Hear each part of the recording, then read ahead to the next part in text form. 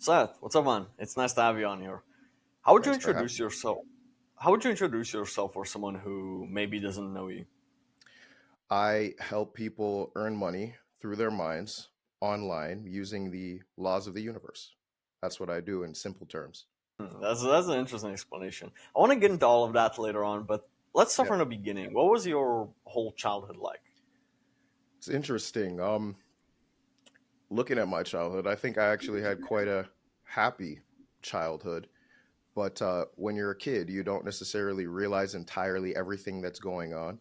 So as I got older and I started dating girls, right? They let me know like, that's not normal, or this is a traumatic experience, But my childhood, I thought it was great. My parents are Jamaican immigrants, right? They worked incredibly hard. They did the best they could. My father was very he's a funny guy, he's a jolly guy, but when it comes down to getting business done and getting things done, you need to do them well. You need to do them perfectly. You need to try your best. You need to put in effort to do things. So I think from my father, I learned a lot of conscientiousness and doing things properly. It was always like, you were supposed to come number one in this. Why were you number two? You know? And then my mother, what I think she instilled in me as a kid was, no matter what it is you want to do, if you focus on it, you can get it. My mother's still like that. My mother's like, if she wants something, she's going to find a way to get it. And I saw that growing up as a kid. At the same time, though, my parents didn't have a whole heap of money. And you don't realize that when you're a kid. You're still taken care of. You have food to eat. You have a roof over your head. But it wasn't until I reached high school that I realized, yo, my parents are struggling.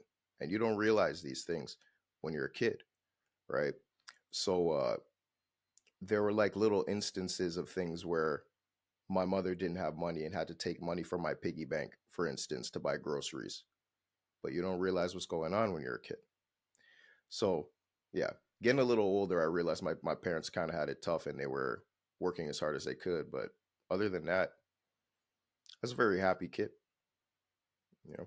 I can definitely relate to that. When I was Mhm. young, when we moved countries, that was also like tough periods. I can relate to that absolutely. Yeah, Who yeah, did you definitely. look up? Because I'll just say this as well.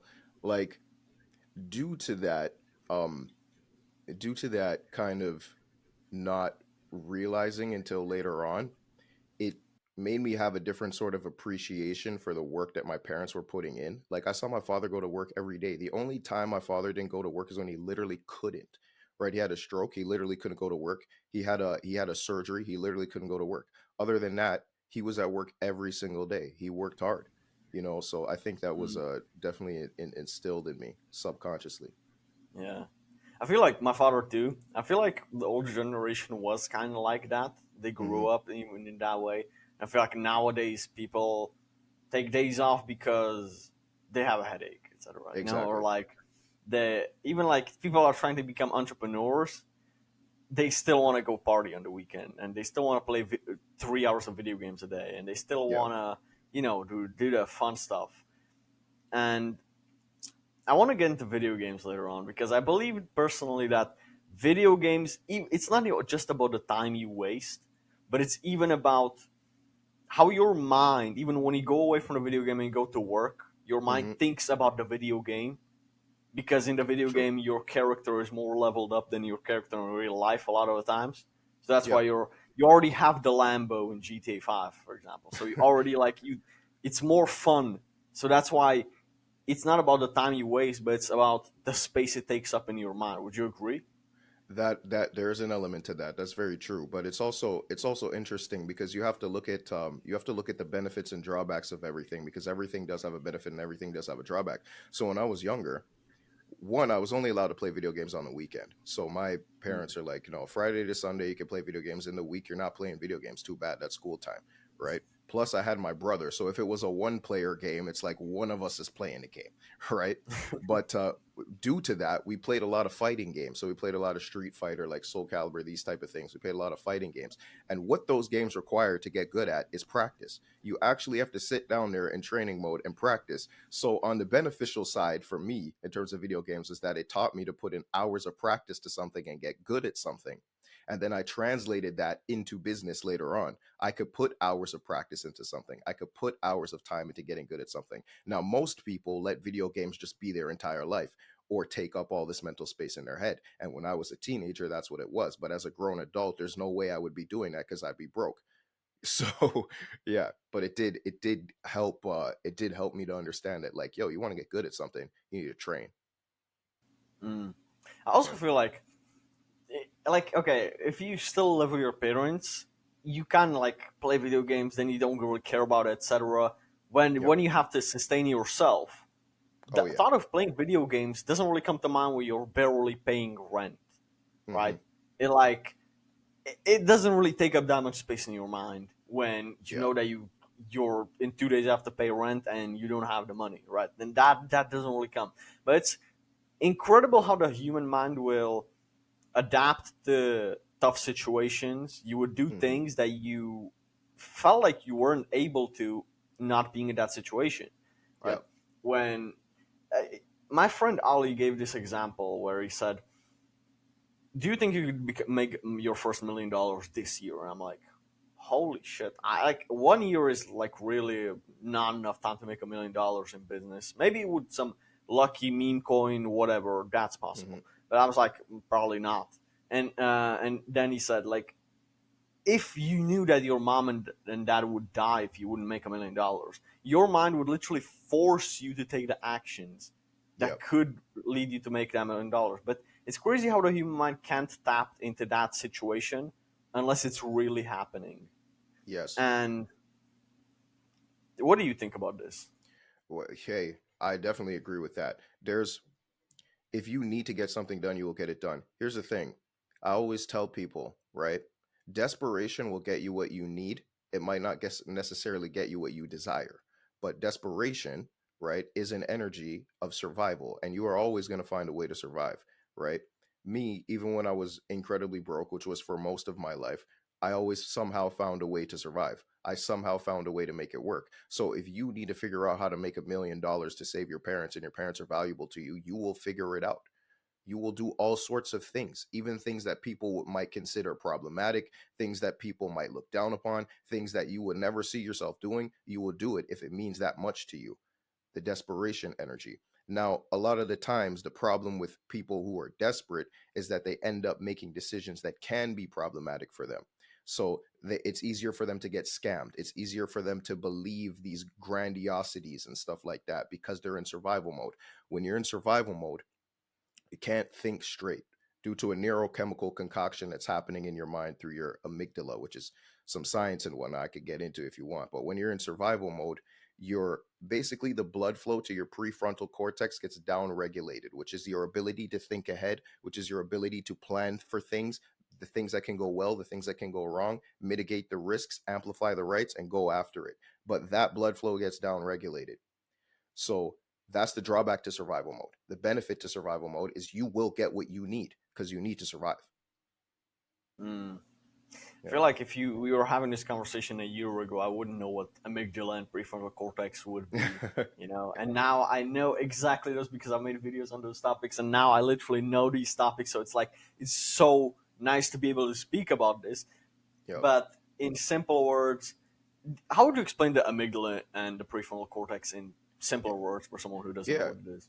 So the amygdala is a very old part of your brain. People refer to it as the lizard brain, and it is designed for your survival, right? It is designed to make sure that you live. It looks for problems that could occur. It can put you in a fight or flight state. When your amygdala gets activated through survival, it usually has to do with something like a predator trying to get after you. When your amygdala gets activated, what happens is it activates the hypothalamus, or what we call the HPA axis. It activates the hypothalamus, which activates the pituitary gland, which activates the adrenal gland. The adrenal glands secrete. cortisol and adrenaline, which are stress hormones. So now, if you're in survival mode and your amygdala is activated, you're stressed. So people who are in survival mode, they have all this stress. I'm stressed all the time. I'm stressed. I'm stressed. It messes with um, certain neurochemical things in your mind, like serotonin. Your serotonin gets down regulated, which has to do with your digestion and your immune system. And no, sorry, which has to do with your emotional regulation and your irritability. Over a long enough period of time, with your serotonin getting down regulated, you can become depressed. So people who are in survival mode, they get depressed. Mind you, this is all happening because of the amygdala. Your dopamine gets messed up. You can only have short term rewards. Short term. I need to lift it tomorrow. I need to win the lottery tomorrow. My crypto shadow cat meme coin needs to hit 1 million tomorrow, right? Otherwise, you're going to be in trouble. You can't think ahead. Your parasympathetic nervous system gets downregulated, which has to do with your immunity and your digestion. So people who are in survival mode, their amygdala is activated. They can lose a whole bunch of weight, or they could gain a whole bunch of weight because their body can't digest. They get sick all the time. Their immunity is compromised. All of this is happening because your amygdala is saying you're not safe. All of this is occurring because your mind is telling you you're not safe, and it downregulates, like I said, it downregulates the blood flow to your prefrontal cortex, which is designed to plan ahead and give you long-term dopamine instead of short-term dopamine. This is a lot of the stuff I teach the people I work with to help them escape this. The amygdala is actually playing a trick on you, because if you look at your life, like I said, if you need to get something done and you're desperate, you will get it done, right? Your amygdala is tricking you because you have always been okay. You're okay now. You will likely be okay in the future, but your amygdala is telling you you're not going to be okay. If I use some scientific reasoning and say I've always been okay and I'm okay now, I can probably create a hypothesis that I'm going to be okay in the future, right? So I don't have to worry about that stuff, and I can use my prefrontal cortex. So the amygdala is a necessary part of the mind, but so many people live in it and can't think straight. So that's that. Yeah. Many people don't understand that there are different parts of the brain that work in different situations and that are responsible Yes. for your behavior. Many people think that brain is just one big muscle or one big part, one big chunk, and it's just a ton of neurons and you're in full control Hmm. of it. You are in full control of it, but you Yes. also, not in, maybe full, I'm not sure how I would say it. But you, like, there are different parts of the brain, like the AMCC. Dr. Andrew Huberman explained it pretty well. Isn't that like, in simple words, and correct me if I'm wrong, I would say the part that is responsible for like your pain tolerance and your discipline of doing the same thing when something sucks. Hmm. Like he gave this example of cold showers. If you take Yep. a cold shower and it sucks, the AMCC grows in size, like in physical size, it grows. And Hmm. when you do it, the cold shower a second day and you're looking forward to it and it doesn't suck, it stays the same or it maybe even shrinks. Right. So the AMCC, David Goggins is a perfect example of a man who's built his AMCC to the fucking max. Yep. I've been reading his book, Can't Hurt Me, and the Hell Week, bro. 7 days, if I'm not mistaken, with maybe 2 hours, 5 hours of sleep, and Hmm. maybe not almost no sleep at all, and no food, and brutal training. That trains your pain tolerance and your mind trying to say. He explained in the book that with each hour he had the thought, why am I doing this? Why am I Yes. suffering like this? Yeah, Yep. literally. Out of 150 men, I believe 135 of them quit. Right, Hmm. and I'm like, why am I doing this? Just for But he had then the reasoning for the second time in the Hell Week when his wife was pregnant and he was $60,000 in debt. So he Hmm. needed to get a Hell Week done, and he got it done, even with Right. um, an injured knee, I believe that was. So, what do you think about the MCC? How would you explain it? Because I'm not sure if I Well, explained it right. I'm not entirely versed on it, but that whole element of stress tolerance is very important, because when it comes to making money, right? Say you want to make money. All money is taking on other people's stress. All earning money is taking on other Oh people's shit! stress, because you're solving their problems. You understand? So if somebody has a Never thought problem, of it that way. Yeah, if somebody has a problem, right? If somebody has a problem, they have a problem. Let's say they can't get traffic in their business. That's a problem, a stress that they have. I go create a business, develop a system, develop something that solves that stress because I have likely dealt with that stress before and I have a higher tolerance for it. If you have a higher pain tolerance, a higher stress tolerance, it's going to be easier for you to make money because you'll know how to deal with problems and you'll have the mindset to deal with the stresses and the problems that come up because business has problems every day. And if you want to get paid, that's what it takes, right? And life in general is going to have things pop up. And if you don't have stress tolerance, you're going to have problems. So many people want to cruise through life and have everything be easy. Listen, the only reason things become easy is because they were once hard, right? Let's say you bench press, I don't know, 200 or something, right? That might be easy for you to do now, but it was hard to do before. That's the only reason things become easy and become simple. They were difficult to do before. So if you don't do anything difficult in your life, it's not going to be easy to do. And I'm lucky. I say I'm lucky because when I was very young, about 4 years old, I was in the hospital with a disease. I had chickenpox accompanied with a flesh-eating disease. Okay. I Mm. almost died in the hospital at 4 years old. Due to that, as I look at my life now, I have far more stress tolerance because I almost died as a kid. So I'm lucky in that way. I can handle more things than other people. And it's part of what I help people do is learn how to handle stress. Because if you can't handle stress, you will likely be broke. you know? Yeah. Yeah, I feel like also David Goggins explained the book, but I saw this even in my own life. What is stressful to you now can be the easiest thing in the world if you go through something that's even shittier than that. The Absolutely. comparison of um, David Goggins running his first 150 miles for the first time at 33 years old was completely different to him running it at 41 when he already had a 200-mile marathon before that with a Hmm. broken ankle, right? Yeah. So now running 150 miles with no fractures is perfectly fine for him. But the first time he did it, it was extremely difficult.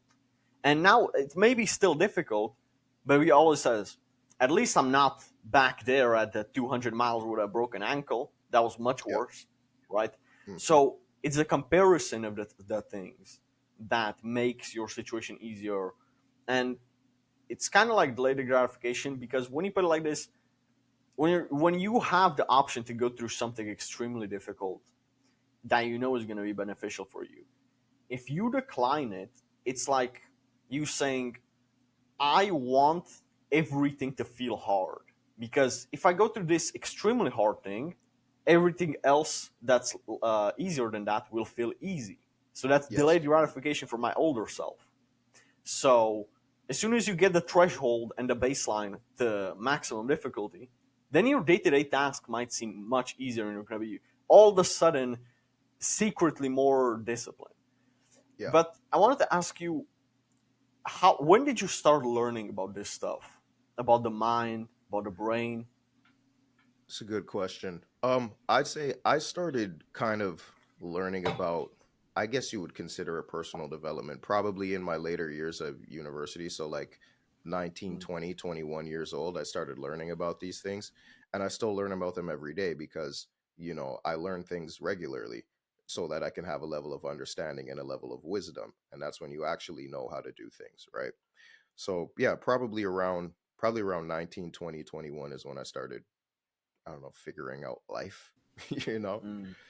Yeah. Did you start by books, or did you have someone started listening to, for example? Mm. Mixture of both. Mixture of both. I had like real world mentors, I would say. And you got to remember too, right? I originally come from the music business. So artist, producer, and engineer. So as I'm navigating the music business, I'm meeting all these different sorts of people, right? And I get mentorship from one individual who was his name was Fonz. He was a sound engineer, and I learned some things from Fonz, not just about sound engineering, but about life. Another engineer, his name is Mike Smith. He owns a studio called Phase One, one of the biggest studios in Canada.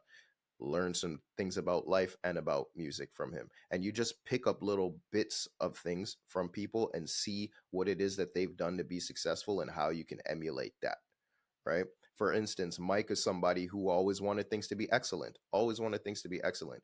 When I used to be afraid to play anything for Mike because I'd be like, man, he's just going to tear it apart. But I'm very glad for that because he wanted things to be excellent. Similar to my father. My father wanted things to be excellent. If my father were to mow the lawn, it is the most beautifully mowed lawn you will see.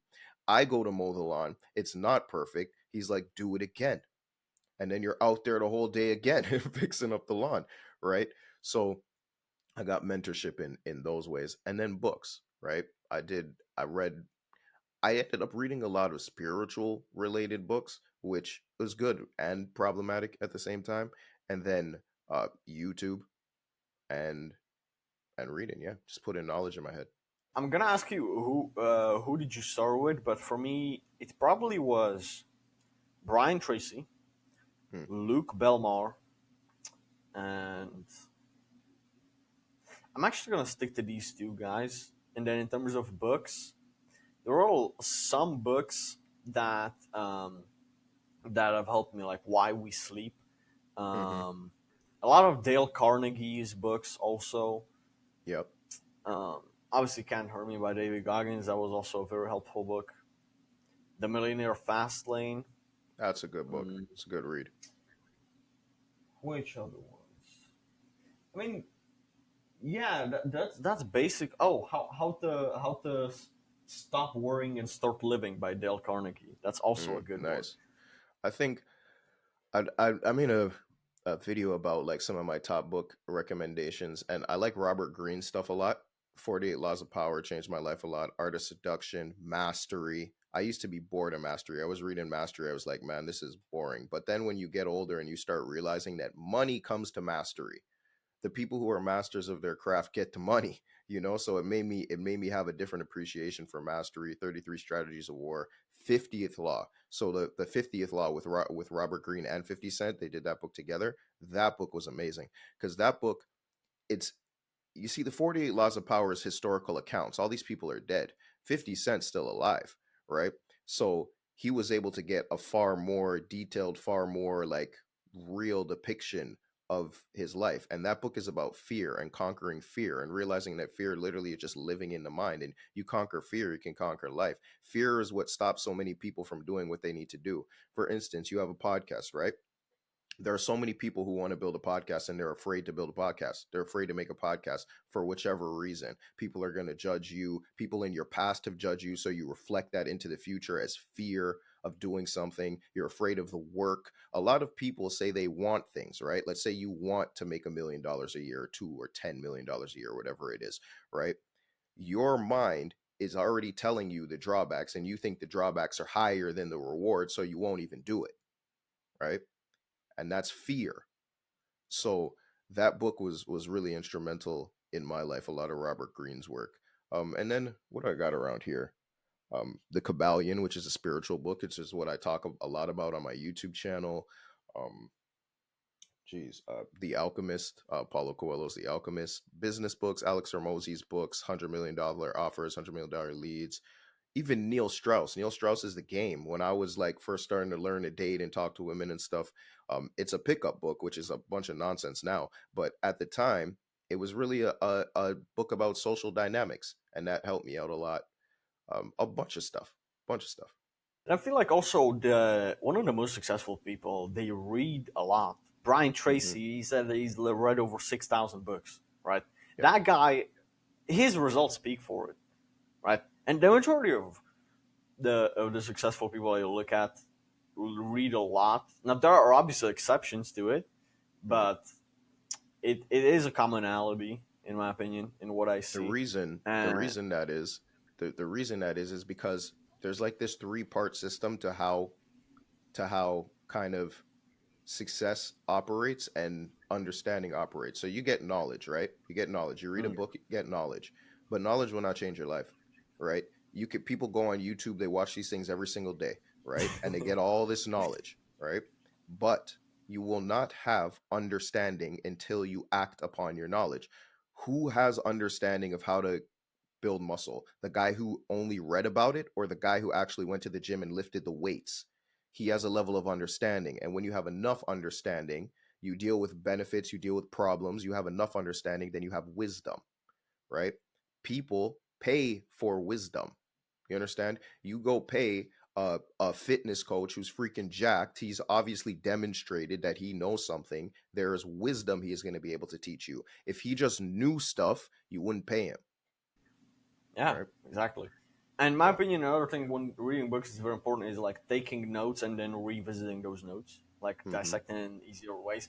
Like I wanted to like, take this out. Like I have a ton of journals with a lot of notes from Nice. the books that I've read, from the actions I've taken, and also a lot of me being pissed off at myself where I read about something, I wanted to implement it, and I every the art of journaling it daily is in okay, today I wanted to implement this thing, but then I didn't because I was Mm-hmm. scared.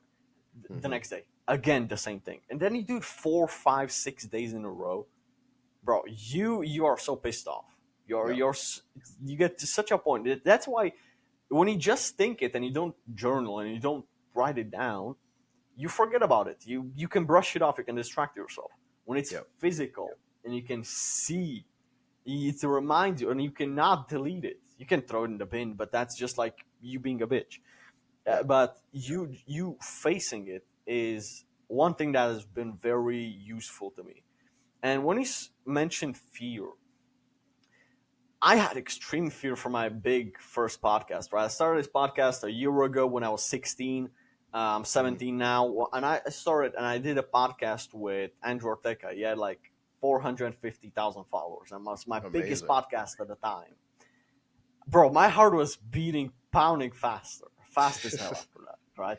Like, bro, like I was even on the podcast, like, bro, I was like stuttering a little bit from the beginning. Then we got into normal conversation, and I saw he's just a normal person. Yeah. He's literally just a normal person. We had a two and a Mm-hmm. half hour conversation. I had so much fun with that guy, and That's dope. then it's like the same thing as me 2 days ago having a podcast with J.R. Harvey with 2 million followers. It's Mm-hmm. it I even though that's my biggest podcast yet, I wasn't as nervous about because I did 29 episodes before that. This is my 30th episode. It's because Fantastic. I got used to it. So Mm-hmm. now it's like it's been in the habits. I know that it's just speaking to people, and I'm not an introvert, so it's like okay for me. But I believe that going through something that you're firstly afraid of, then conquering the fear, that just sets the baseline to completely being used to it. And I want to ask you about fear. How do you overcome fear? Because a lot of people have it's one thing have being afraid of something and doing it anyways, like I Mm-hmm. did. But then a lot of times in my life, I was afraid of something and then I didn't do it. And Yeah. what's the difference between you doing it and not doing it? What's the threshold? Well, it depends on what it is. It does depend on what it is, but there's basically a process you can go through to deal with fear because fear only lives within the mind. Fear is about a future perception of what could happen, right? And a lot of the times the things you were afraid of, if you look at your life, they end up not happening, right? So it's a future perception of what could happen based upon things that have happened in your past. Okay. So in the past, somebody may have done something to you, right? That you deemed as bad, right? They did something to you that you deemed as bad. This creates resentment, okay? Resentment gets projected into the future as fear that you think someone else is going to do something bad to you in the future. So, the reason people fear things is because they are only seeing the drawbacks of a situation and not seeing any of the benefits. So, for instance, growing up, I had this idea that people were just going to take my money and that I was going to lose my money all the time. So why try? Because I was going to lose my money anyways. Was fear. Where where did that come from? Right?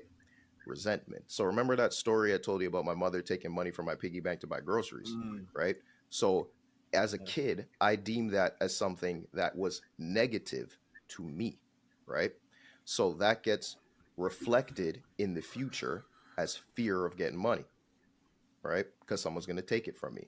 Now, what I didn't realize is all the benefits of what that situation did for me. That made me more entrepreneurial. That made me take more risk. that made me want to get money to actually help my mother so that that stuff didn't have to happen again. All of these benefits that I did not know were there. When you do that, when you find the benefits within a situation that you saw as a bunch of drawbacks, you get centered out. You get centered. You have a centered state of mind. And then you realize, what the hell do I have to fear? Whatever happens is going to have good things and bad things, anyways. So I might as well just deal with it. What do I value? Do I value getting the money? Do I value bettering my life? Do I value doing whatever it is? There's going to be drawbacks to it, anyways. So I might as well just do it. Right? So that's how I approach it. So many people only see problems or they only see great things. They have a fantasy, right? Not I. I see both sides. And that's why I just go. Because regardless of what happens, there's going to be a problem and there's going to be a good thing. Mm, So might as well do it. You know? yeah. It's crazy how things from our childhood affect us in our adult lives. Yes. Like so Hmm. many people like think that what in the past I'm a new person now, but then they didn't do the inner work to actually like face their traumas. David Goggins. I keep going back to this guy because there's just so many examples of him. He Yeah. said He's a like top tier guy. father was his father was very abusive, right? He and his mother Hmm. had to run away from him, whatever. It was very abusive. When he was an adult, he went back to meet him, to Hmm. face the demon, to face the person that he was so afraid of and insecure of, and say he can't hurt me anymore, right? But he, even though he knew that he was physically stronger than him already, he was still afraid of him, Yeah. and that's a childhood fear that he didn't conquer. And then he sat down and talked to him with hatred, but he listened to him. And the reason why he beat him is because his father beat him.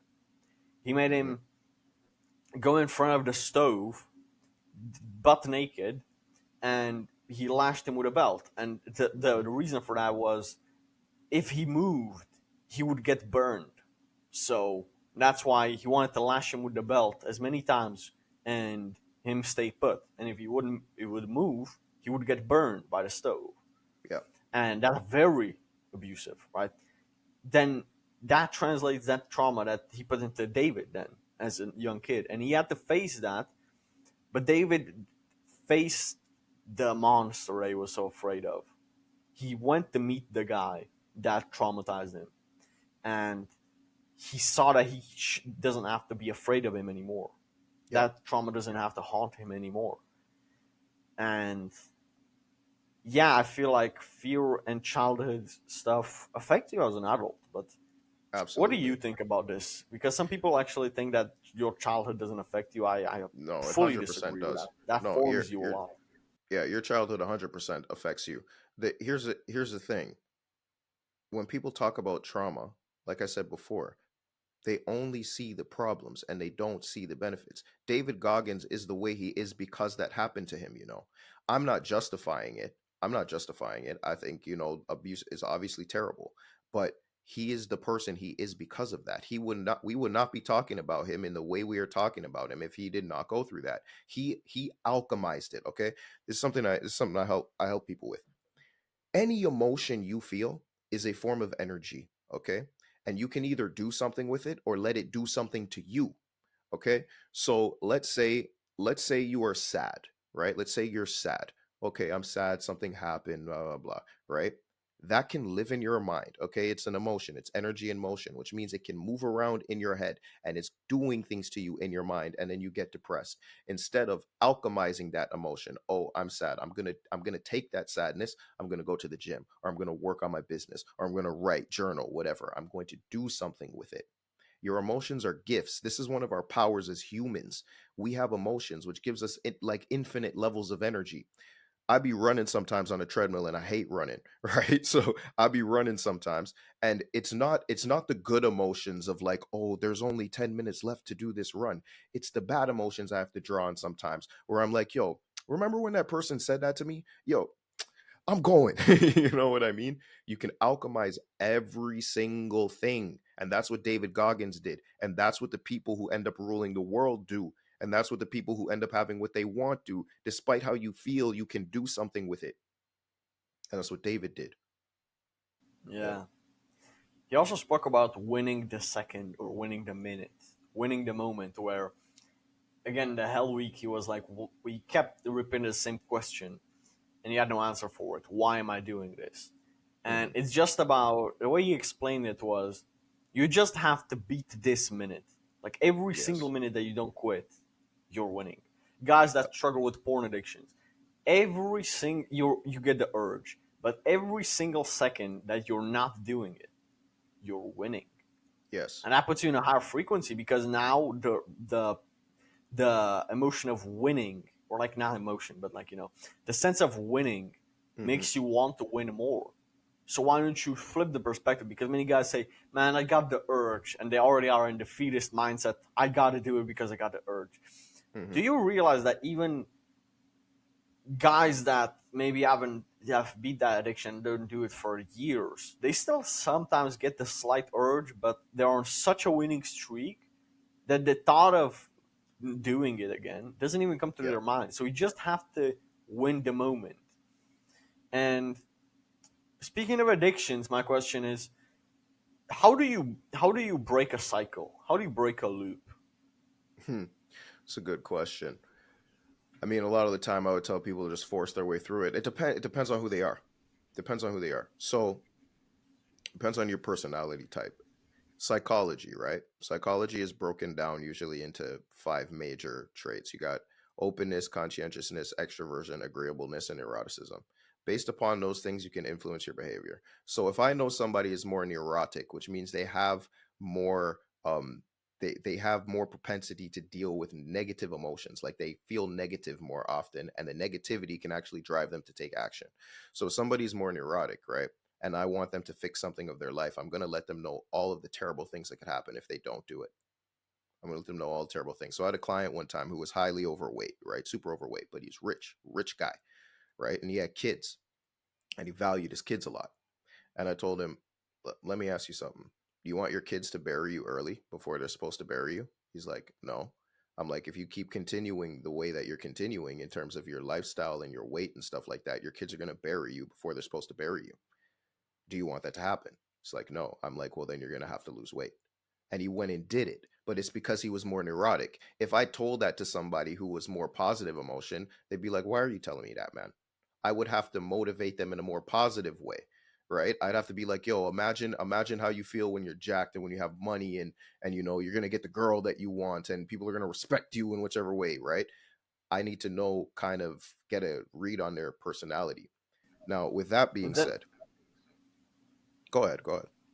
then how do you figure out which one are you? Because when I think about it in my situation, I'm thinking I'm kind of a little bit of a both, and I'm like Hmm. trying to figure out which one am I. So how do you figure out which one are you? Well, there's a lot of tests online that they're pretty good, like they're pretty accurate. And I've done I think it's one Jordan Peterson put together actually called Understand Myself. It's like $10. I've taken that test like multiple times in my life and it hasn't really changed. It's very accurate. So that's one way. That's one way you can find out. But a lot of people they have a mixture of these traits, right? So me, I'm very open, which is why like I get all these ideas of spirituality and read the Kabbalion and talk about what I talk about on YouTube. I'm highly conscientious, which is basically your propensity of giving a shit, doing things well, like my father wanted me to do things well, have a sense of duty. Extroversion is what you talked about. Talk to people, you get empowered from interaction and positive emotion. Agreeableness is your ability to agree with people and get along with people and not be skeptical, right? And then neuroticism is your propensity to have negative emotions. I'm very low in neuroticism, but that's probably because I dealt with a lot of suffering as a kid, you know, like almost dying at 4 years old. It's like, yo, I have all this life to live now. I almost died at 4. Like, what's there to worry about, right? So take one of those tests. But also, I'll say about motivating people to do something is that people need to do what they're supposed to do despite how they feel. You might not want to hear it. People might not want to hear it, but you need to ask yourself, if I do what I know I'm supposed to do despite how I feel, I'm going to win against the person who does what they feel like doing. If I know that I'm supposed to release a piece of content every week, regardless of how I feel, I am going to do it because that's just what I'm supposed to do. The person who does it when they feel like it is never going to pass me. They're never going to pass me. And the way you get to do that is to know what you value.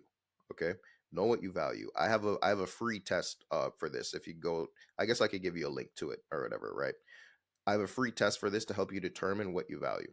My top values are business, relationships, and teaching. If you are doing what you value, you will do things that you don't like to fulfill your values. I don't like to work out. I don't like to go to the gym, but I go to the gym because it's good for my business. It makes me sharper. It makes me have more authority on camera. It makes me more trustworthy because I've demonstrated that I have discipline, right? When you know your values, you will do things that you dislike.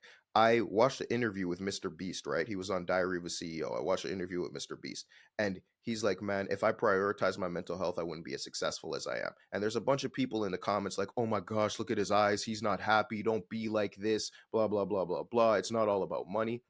Mr. Beast is doing what he values. He values being the best YouTuber in the world and he values being rich. He will take on drawbacks to do that. You don't value it the same way as him, and that's why you're not a billionaire.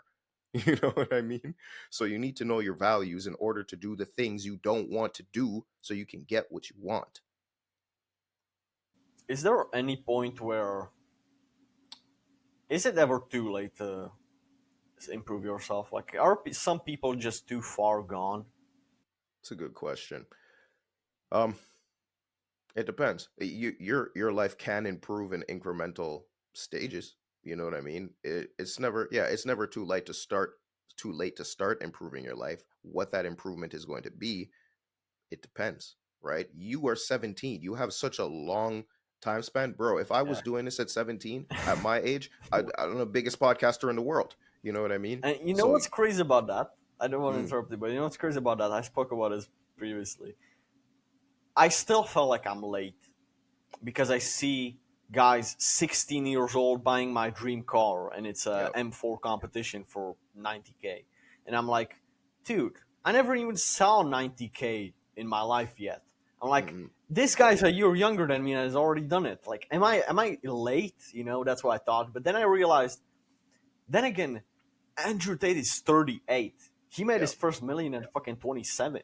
Yep. Bro, I have still like a lot of time to enjoy life. Like at 35, you're still young. You're still. So it's Mm-hmm. like sometimes I feel like shit.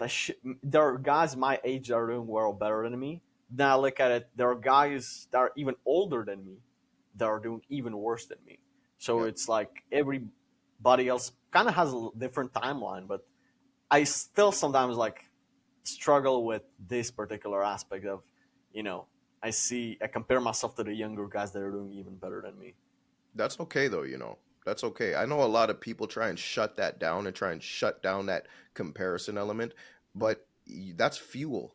That's fuel. As long as you're not moving at it at a perspective of like you want to sabotage them or whatever and like destroy them in a negative way of jealousy, then that's problematic, right? But Mm. you can use that as fuel. Robert Greene talks about this too, but I talk about jealousy a lot because jealousy is something that gets misconstrued a lot of the time. Okay. Jealousy is an emotion that can either descend your life or ascend your life. Okay. So when you're jealous, it is demonstrating where you want to be. That's jealousy, where you want to be, something you would like to have. So if you look at somebody, might be younger than you, might be a little older than you, and they have something that you would like, you can use that as inspiration to say, they are a human like me. I am capable of the same things they are capable of, and I can do it too.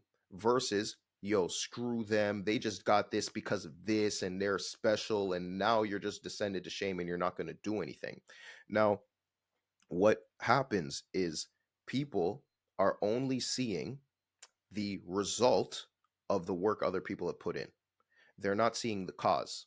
What you need to do, if you look at somebody and they have something you desire, which is totally fine, right? Totally fine. They have something you desire.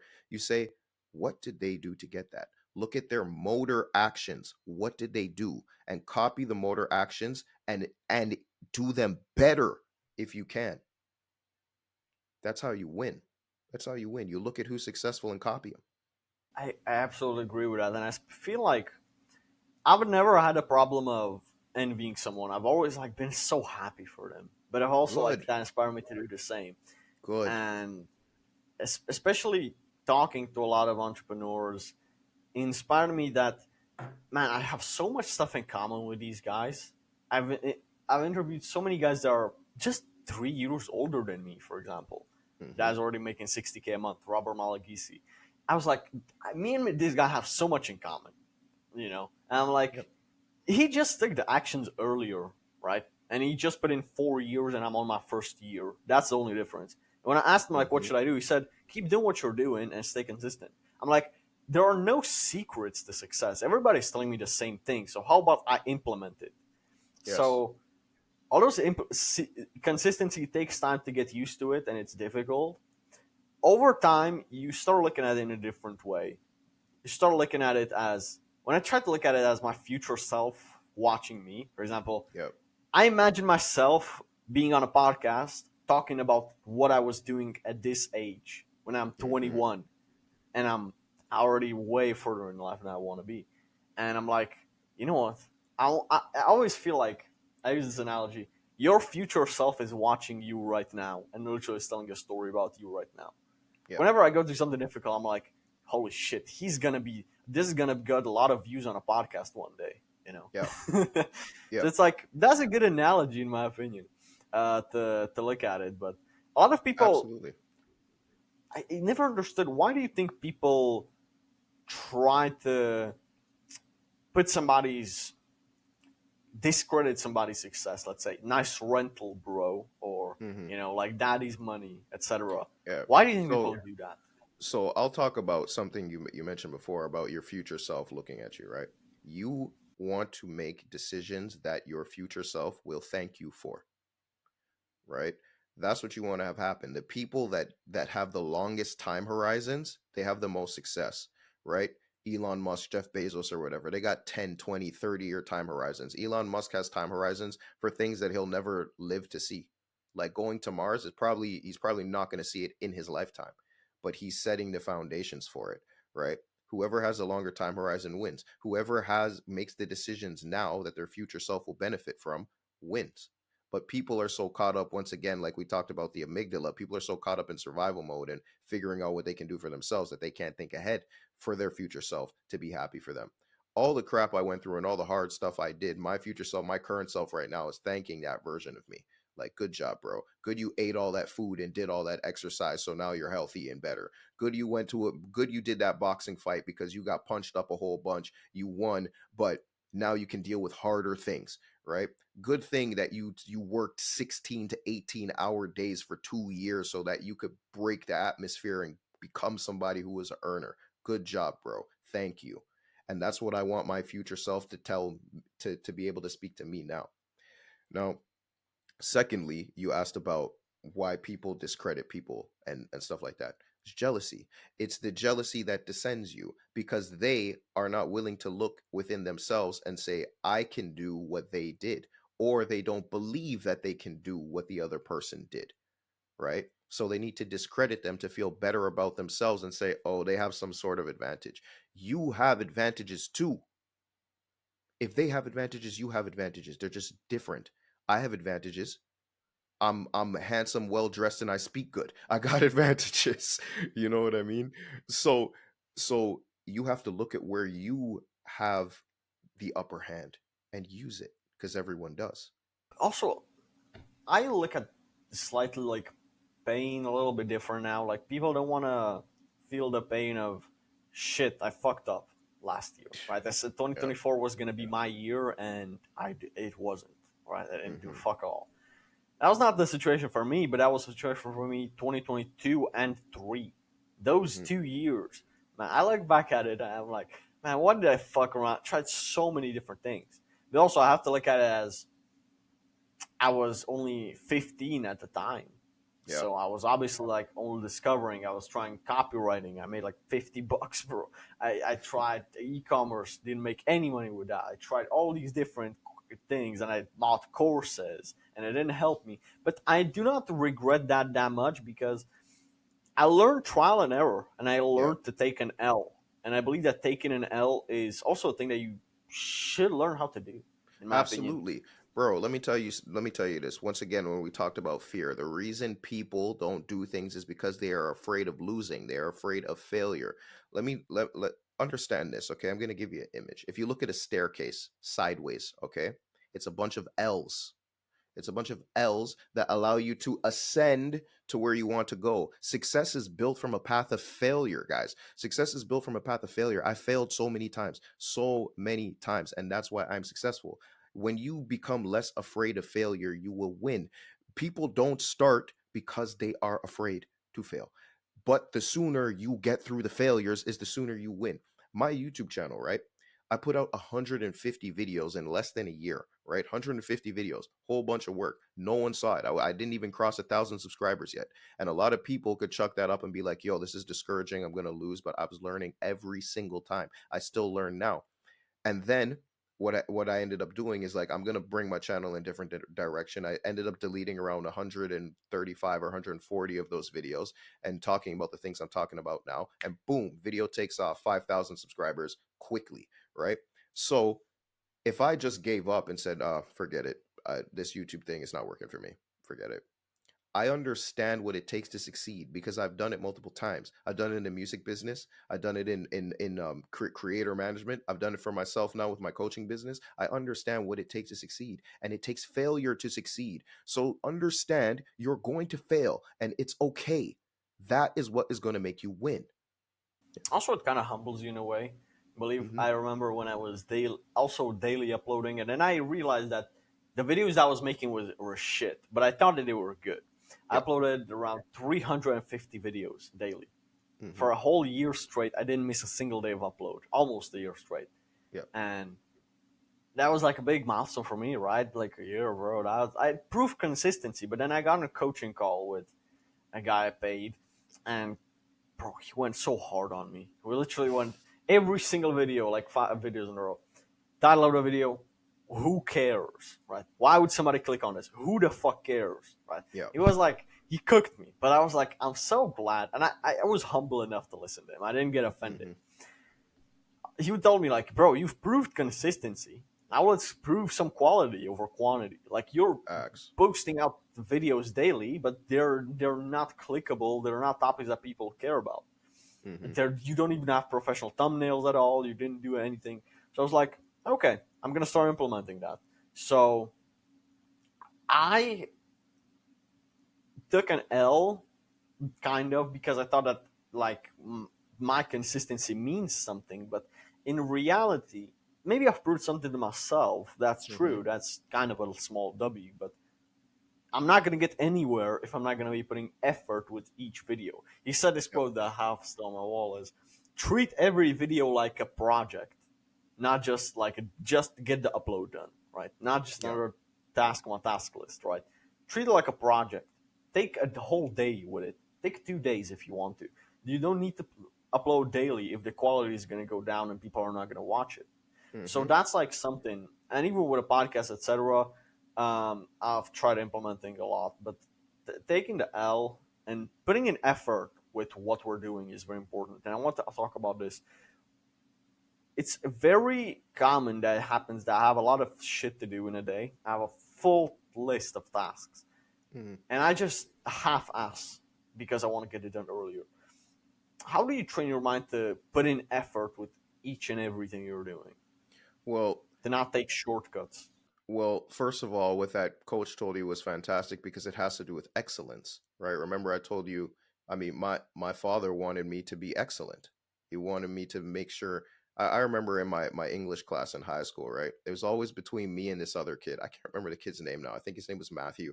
But I would be first in the class, then he would be first, and then we would go back and forth.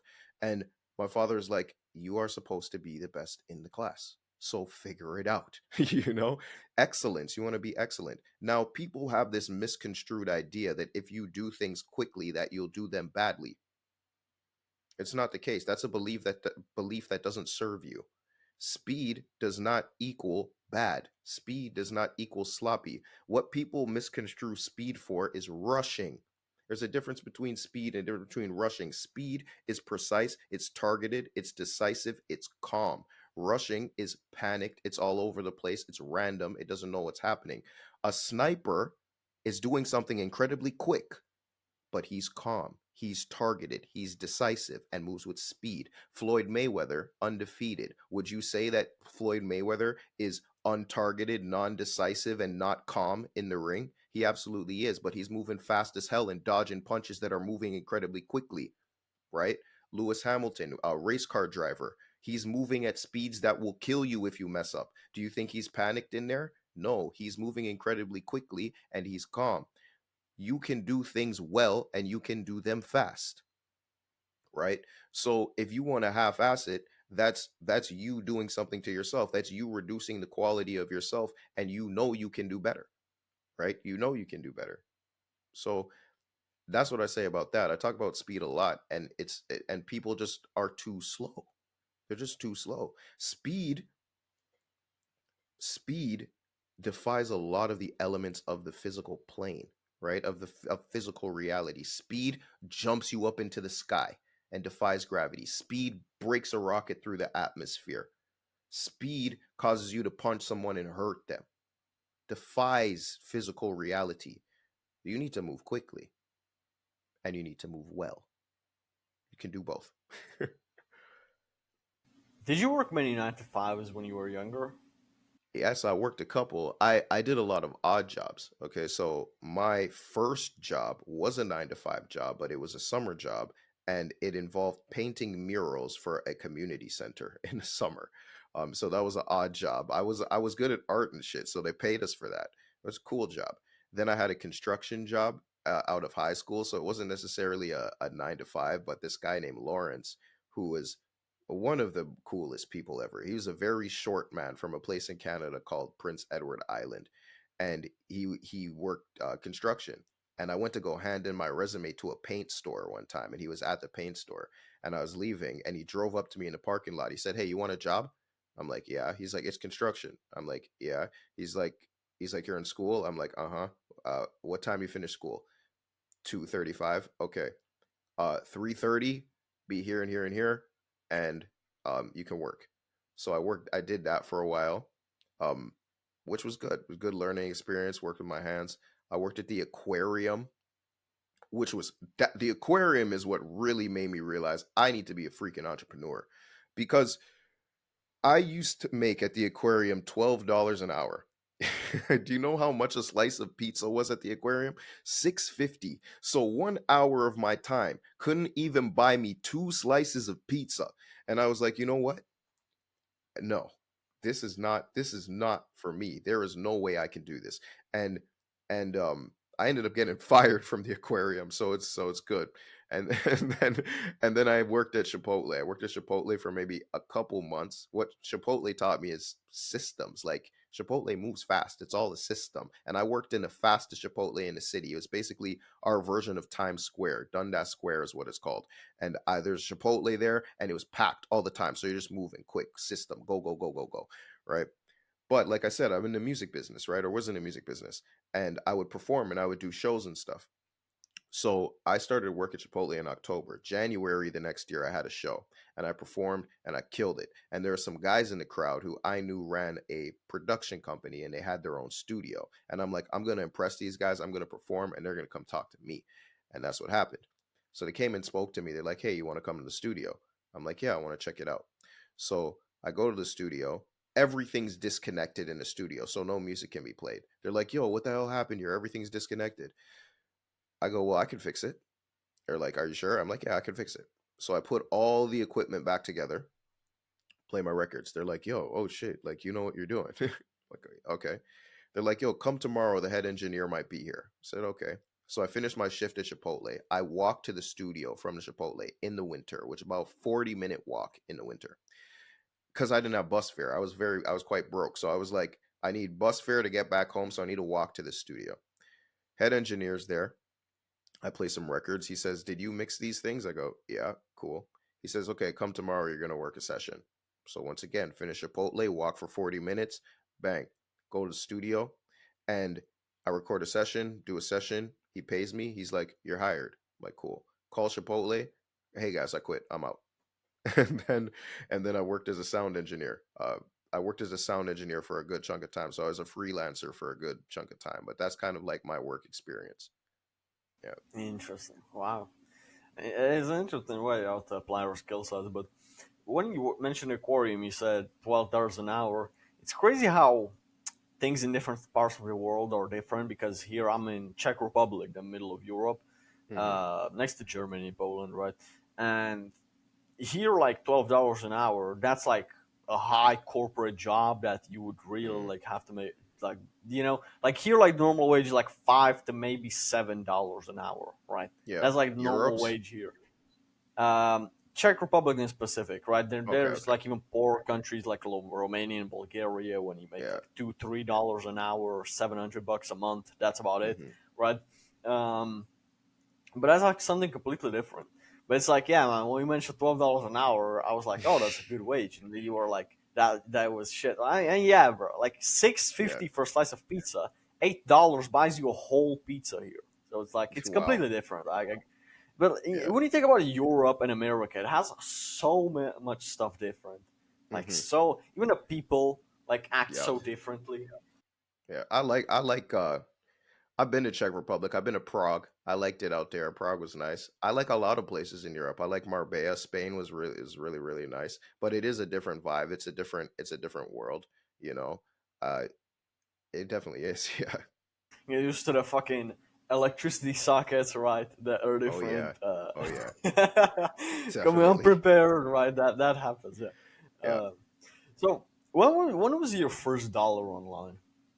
My first dollar online was from the music business. So I put out my own records, right? And I use these distribution platforms, this company called DistroKid, to put my music out on all these platforms. And I had no idea what was going on, right? I didn't know you could get paid for music. So I did this campaign where I was going to release a song a week for 7 weeks, and the seventh week came by and no one heard anything.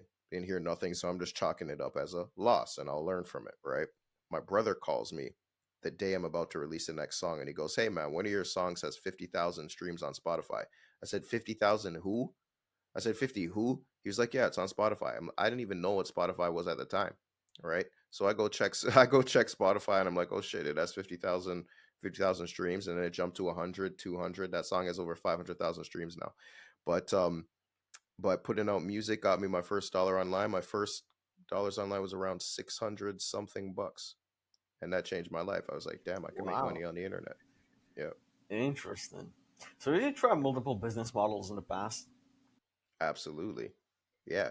So my very first business was selling mixtapes on the road from my music. So I learned how to record myself. I learned how to engineer, mix, master, all this stuff. And I printed mixtapes with this guy named Freddie Fame. And that's a whole different story, but I talk about it on my channel at one point. But yeah, I had all these mixtapes. And then I'm like, damn, how do I sell these? And I ended up learning how to sell them literally on the road, talking to people, doing shows, talking to them after the show, selling the mixtape. So I've done hand to hand sales, right? That was my first business. Um, Second after that would have been streaming, things in the music business once again. Freelancing was, I mean, freelancing is kind of a business, but there's not much systems involved, but I was working for myself. And then I ended up managing creators in the adult business, and people can feel however they want to feel about that, but it did change my life and it taught me a lot about business. And I talk about it on my channel sometimes about how I had guilt in relation to that, so it kind of capped me and messed up some things. But I talk about that on my channel, and how guilt will prevent you from making the sort of money you can make because you'll sabotage yourself. But I did that business, learned a whole bunch about business, and taught other people from what I learned in that business that were in completely different sectors. So there was a guy who worked for a telecommunications company. I figured out from the adult business how to hire people online. And then I taught him that. And he jumped from like a 50 or 60K salary to a six-figure salary.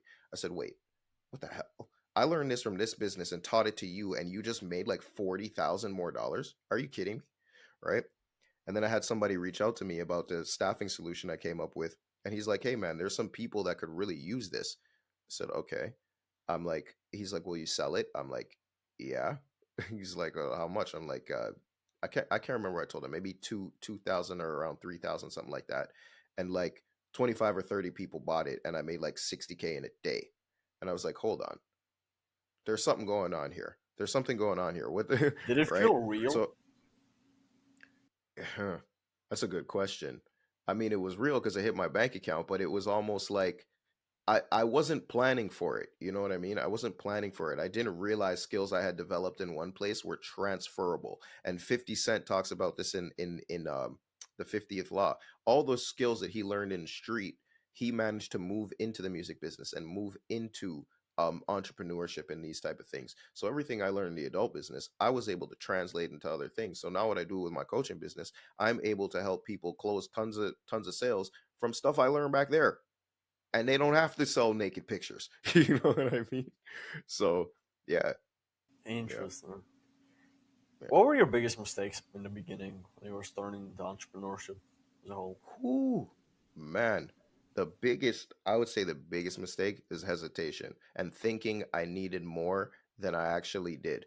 So in the music biz, right, that whole 7 week campaign I did, for years I hadn't released any music. Years. And everyone's telling me, like, oh man, your music's good, blah, blah, blah, right? Years I hadn't released music because I thought I needed a manager. I thought I needed press. I thought I needed budget. I thought I needed this, that, this. I thought I needed all the pieces to come together. But then I was like, man, nothing's happening. Screw this. I'm just gonna put out the music. And I did. And things started happening, right? Hesitation will stop you all the time.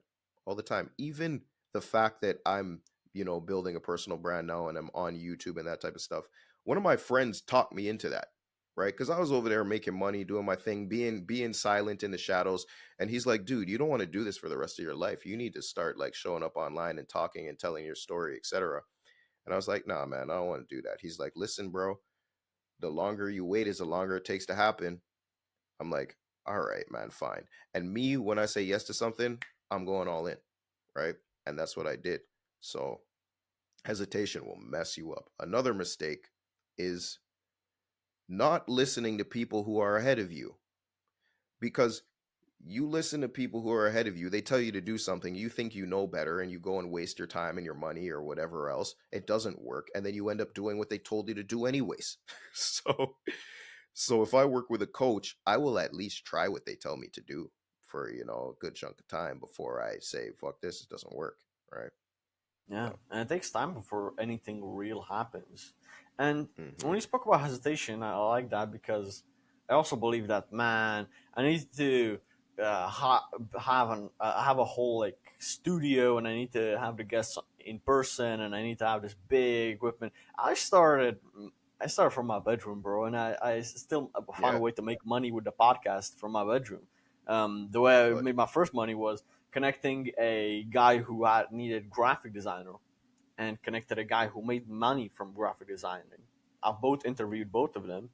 I just Hmm. happened to knew these two guys. I connected them and I made a couple $100 because they worked together. But I connected these two people because of who I knew. But Yeah. I wouldn't have had those connections and that network have I not known these people, have I not started, right?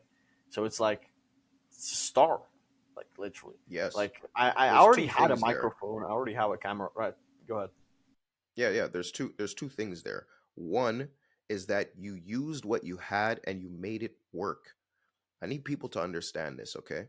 You have resources around you and opportunity around you that you're not utilizing. When I started in the music business, I did not have much.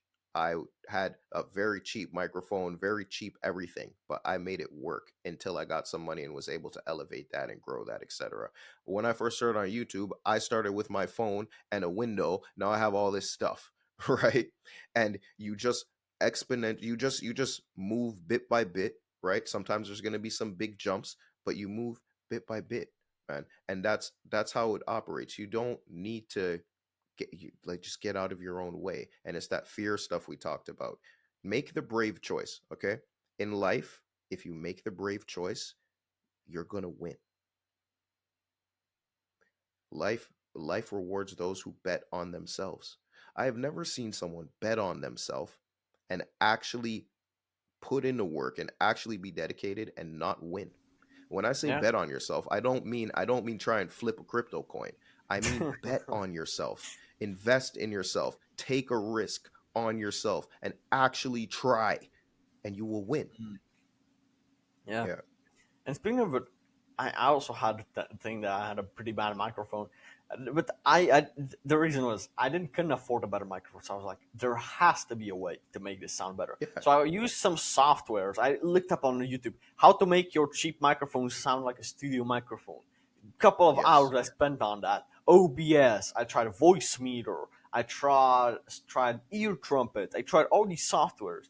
Before I knew it, I had a microphone that sounded like it was $200 more expensive. It sounded pretty good, Bang. right?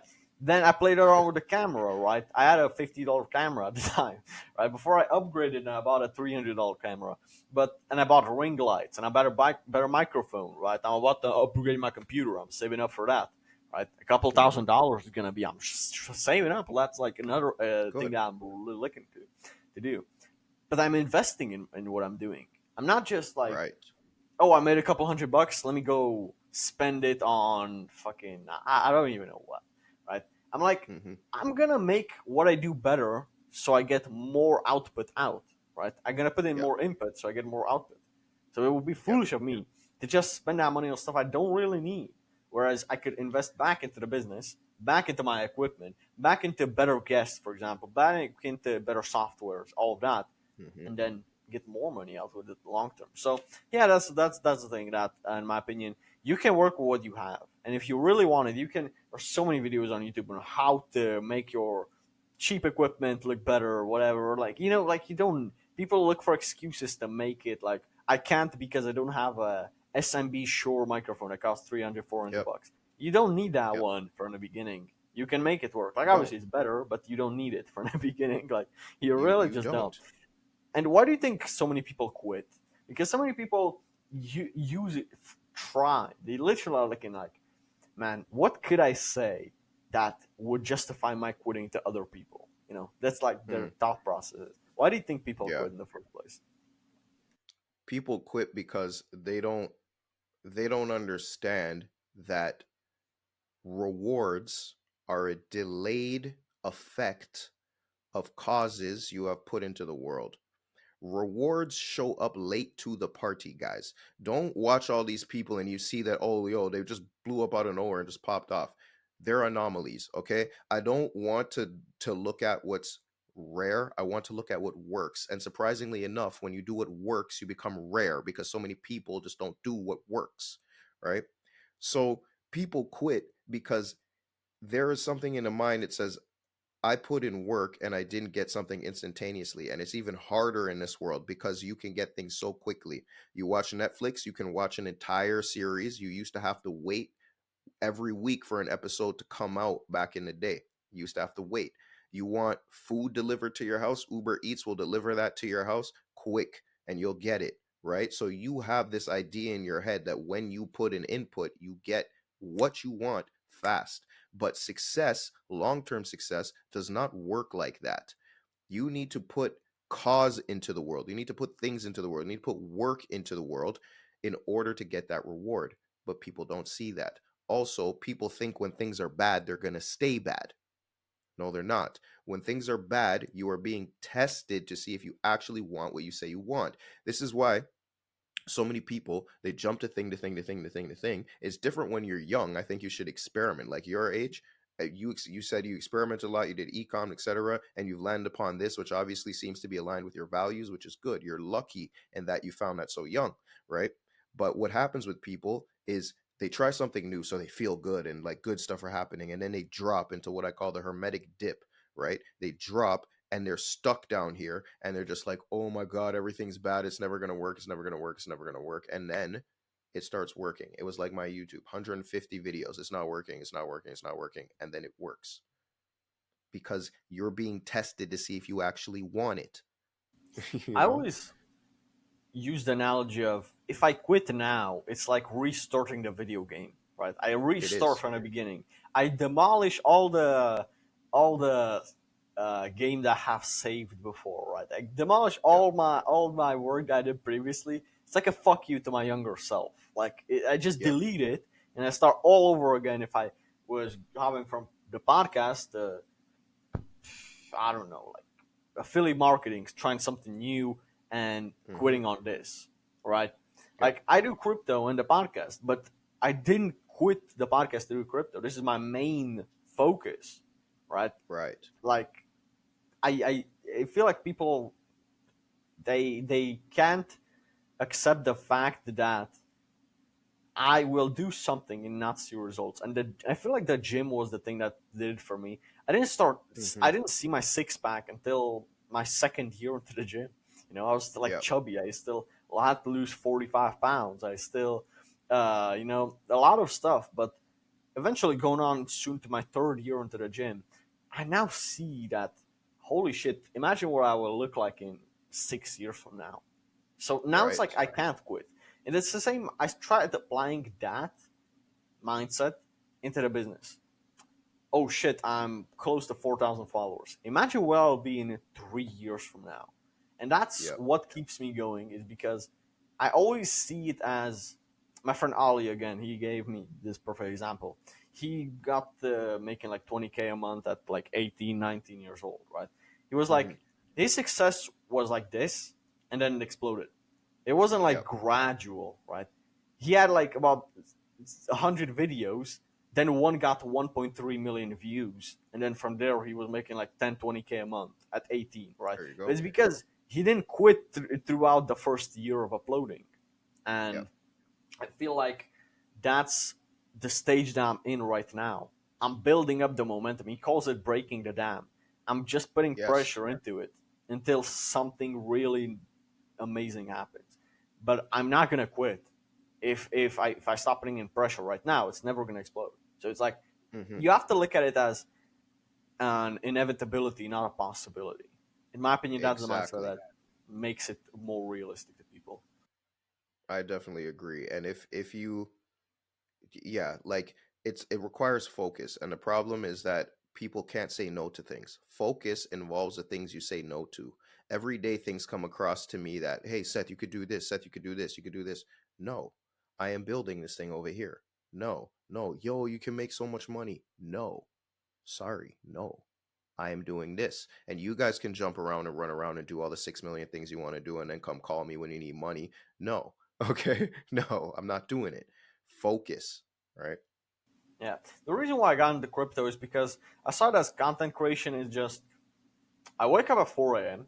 I got my Hmm. video done by 7 probably, and then I do some networking, some trying to get new guests on my podcast, etc. I do a podcast a week, sometimes 2 or 3 podcasts in a week if I really get Nice. good guests. But realistically, it's just a couple of hours of work per day, and then I'm left with the gym. And then what am I gonna do? Like watch YouTube videos all day? No. So I decided Hmm. to, you know what? I want to prepare myself for when I do get the money. I want to know how to invest it. So I'm not just Yep. gambling on meme coins. I'm learning about trading as a whole. And although I know that my $50 is not going to turn to 50 million, okay, in a year. Okay, I that would have to be the next fucking chill guy or the next plankton, right? These meme Yeah. coins that. But also, I don't think I even want to put in $20 and it turned into half a million, and then I put myself in that Yeah. situation. I don't even have an accountant. I don't even know how to pay tax. I don't even know how to handle that fucking money. I think that I would rather prefer making 5K a month than 10K Hmm. than 20K. I'd rather prefer that and it taking more time than have half a million in my wallet, my phantom wallet, and now not knowing what the fuck do I do with it now. I feel Yep. like that would be Yep. like too much pressure at a moment where I wouldn't be ready at it at a point in my life, right? So I feel Yep. like Too much. Too I'm much not too even, soon. yeah, I'm not even trying to get the lucky lottery win with the lucky meme coin, but I'm building a Yeah. skill for my future self for when he does get the money, he knows how to handle it. He knows. Hmm. So I'm like losing $50 now doesn't affect me. Losing Hmm. 5K, 20K might affect me a little bit more when I know I've worked hard for that money. That's why I'm learning another skill. And it's because I don't take it away from focus from this. But I feel like I do agree with you when you said that a lot of people take focus away from what they're doing because of the shiny object syndrome, right? Yep. And also, they just like, man, Hamza had this. Do you know who Hamza is? Hamza Ahmed. Oh yeah. Yeah. Yeah. He had this perfect example. When you're trying to do thinking what business model should you go into, what do you want to do? Don't think about the benefits of it. Think about what problems do you want to have to deal with. And I'm like, Exactly. yeah. You know what? That's a pretty good analogy. What problems do you want to deal with? So I want to ask you, how did you decide what you wanted to do lately in life, like right now? It's a good question, It's a good question. I think Because I'm sure you had plenty of options, absolutely. plenty of I ideas. think I think that that's actually a very good question about how I decided to go about doing what I'm doing now.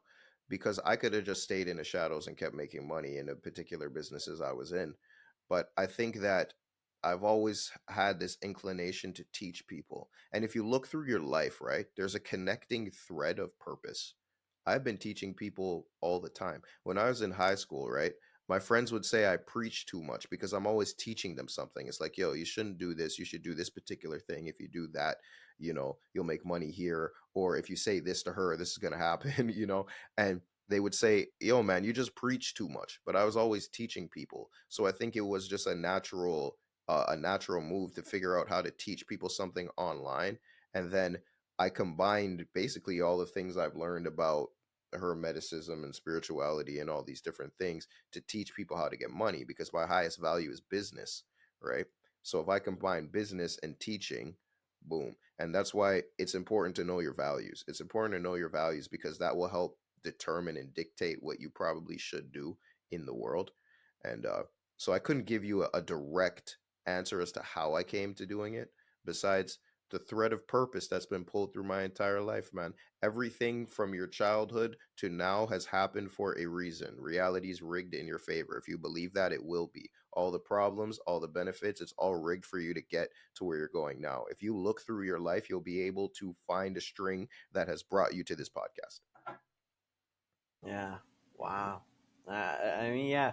For me, it was I was watching a lot of podcasts and I was thinking to myself, I wish this guy didn't do this. Hmm. And for example, Joe Rogan and Chris Williamson, I wish they wouldn't ask these types of questions. I wish they would have asked this type of question. So I'm Mm. like, well, why don't I ask these types of questions Yeah. and do it my way? And there will be someone who will like what I do, right? So that's the way I looked at it, honestly. Yeah. And I wanted to ask you, was there any point where you were like, "Fuck this shit, man," where you wanted to quit? Bro, lots of times, especially in music, you're just like, yo, man, why am I doing this? I'm broke. There's other people who are doing fraud and selling drugs and shit, and they're making money. Like, maybe I should just go do that. But then I'm like, nah, I'm too handsome for prison. I can't do that. And it happens, man. Quitting wouldn't be like such a problematic thing if it didn't come with that. Sorry, like continuing on wouldn't be such a arduous thing if it was easy, right? So I've had a lot of times of like, yo, man, why am I doing this? I just go live back in my mom's house. Like you said, the David Goggins, why am I doing this? But I'm doing this so my future self can say, thank you. Thank you for doing that. Mm, You know? yeah, it's just like Dylan Madden said something. He said, "You don't have bad days, you have bad moments, and you can turn Yes. your day around." And when I looked at it that way, bro, holy shit! I was like, okay, I woke up an hour late, okay, and I only slept 5 hours. I feel like a zombie, but I can turn this around, right? I feel Hmm. like, oh, maybe I've accidentally started scrolling on Instagram. This didn't happen in a long time, but if it happens, well, shit. Well, instead of continuing, I can just put the phone down, put it in airplane mode, and see what on my list what I need to do. But a lot of people, they are kind of like lost of they don't know what to do, right, in the Yes. day. So that's why I will always forever preach like having a task list that they set the day before of things that you I need agree. to do. So whenever you feel lost, you don't know like, oh shit, what should I be doing now? Well, let me watch YouTube videos. Well, maybe there's something on that list that you haven't done yet, and you can fill up your. Another thing that for me was a problem with the task list, and I want to warn anybody that hasn't done this before, is as soon as you do it a couple of days in a row and you get some momentum, you have a day when you fuck up. You have a day when you miss 5 tasks out of 10. Okay, you have a day when you Hmm. fuck up. That's okay. Like so many people give up and then they say, "Man, fuck this shit. I'm not running a task list for tomorrow because it felt bad looking at it." Mm-hmm. Or some people, they didn't do a task, but they ticked it off anyway because they didn't want to put the Yes. X mark and it felt bad. Mm-hmm. That's literally beats the purpose of it. So I have days. If I could look back in the past 20 days, there's be a day where I only did half of the things. What you have to understand and realize is that even if you do half the things that you write down on that task list, it's 50% of a perfect day, which is Yes. good. Half a perfect day. If you wouldn't have that task list, you would do only 2 out of those 10 tasks, for example. Or So, none. yeah, probably. So, literally, like it's progress, but some people are so affected by the number and the completion rate. Look at it as okay, but if I wasn't gonna do this at all, if I was gonna quit, I would have been even worse. So look at it that way, because when we're speaking about frequency, I always see it as whenever I'm in a winning streak, that's when I win more. Whenever I'm in a Mm-hmm. losing streak and I look at it as a defeatist, that's when I lose more. Like, Yep. for fuck's sakes, man. Whenever I I look negatively at the day, I woke up 2 hours late, whatever. I'm like, I can say, okay, I can throw the ship around, but sometimes I look at it as, fuck this shit, man. The day is already over. The is already done. It's only 8 a.m. Okay, but the day Yeah. is already lost. So you know what? Fuck the rest of the task. I'm just gonna record a video and then do fuck all. Yep. If you do that, the next day you're more prone to do the same. Whereas Mm-hmm. if you woke up 2 hours late, but then you make it a good day, you still do the task that you need to do. The second day you were like, man, today I woke up on time, but yesterday I got it done even though I woke up late. So now I have it even easier. So now you're more likely to win. So Yep. what do you think is in creating a battle plan for the next day? Um, how do you plan your days? Yeah, well, I definitely agree with you. I have a task list. I use an app called Todoist in order to do that because you do need to keep track of what you need to do, especially if you have a lot going on. You got to prioritize what occurs in your life. And what you're talking about in terms of this task list and getting 50% of it done or not getting it done, waking up late, whatever, it all has to do with the story you tell yourself. This has to do with the universal law of mentalism, right? Whatever's in your mind is going to dictate out into your reality. So two people, right, could, for instance, both make $1 million. And one person looks at the $1 million like, yo, man, this is so problematic. My friends are asking me for money. Family I don't know is asking me for money. I've had random bills pop up. Oh my God. Another person could have those same problems and be like, I'm grateful that I got $1 million. They're telling themselves different stories. So one person wakes up, right? They wake up 2 hours late and sorry, they wake up 2 hours late and they tell themselves, well, screw the day. The other person woke up 2 hours late and says, well, I'm going to conquer the day. It's a story you tell yourself, and that's going to dictate your reality. It's all based upon what you believe in that particular moment, you know? So, but yeah, when it comes to handling my day, I definitely have a task list and I do my best to get through it all, you know? Yeah. The reason I used to do Google Calendars and all that, I still use Google Calendar for events, but the reason why I prefer it in person is because it's like I even have some lists on my fucking wall from the best days I've had. It's like I have it physical, so it's like in a couple of years from now, I can just open it up and just I don't need an internet connection to see it, so I just like look at it and it's like physical. For me, that's like it's more Hmm. wholesome for me. But I definitely do think that any form of like accountability, either digital or physical, is very important. Like imagine you stop doing this. Imagine like tomorrow you didn't prepare anything, you don't know what to do, but you just went by instinct. You would still kind of do the right things. There would be Hmm. some things you've missed, and after a month Yes. of doing that, you would be scattered around like a chicken with its head cut off. Yes. Like literally, like so many people. Like I don't understand how some people don't know what to do throughout the day. It's a form of discipline too, right? It's a form of discipline because remember how we talked about our future selves wanting to thank our past selves. Well, this can happen on a micro scale as well. Tomorrow's version of you can thank yesterday's version of you, right? It happens on a micro scale. That happens enough times, it becomes a lifestyle. Here's the thing with people, right? I believe another guy said this on your podcast. What's his name again? He lives in Romania, jacked black dude. Um This is yes, Martel. He said this, right? And I agree with him. He said people struggle with discipline because they don't make things a lifestyle, right? If you make it a lifestyle, if you make it part of your lifestyle, it's going to be easier to do because it just becomes part of who you are. So part of who I am is preparing for the next day. Part of who I am is working out. Part of who I am is checking on my business and dealing with my staff. It's part of who I am is my lifestyle. Then it becomes easier to do. There's still hard shit to do, but it becomes simpler because who you are, right? 100% I agree with that. Do you think every, I'm not going to say everybody, let's say anybody technically could make it if they try hard enough? Yes, I. You see, it's an interesting question. It's a weird I question think because then you think at the bothead who has been smoking weed for the past 16 years and is mhm, 100K in debt. And, and it's like, is that person too far gone or could he still pull off a 180? right. I think that here's the thing, because what that question is asking too as well is like, can everyone be successful?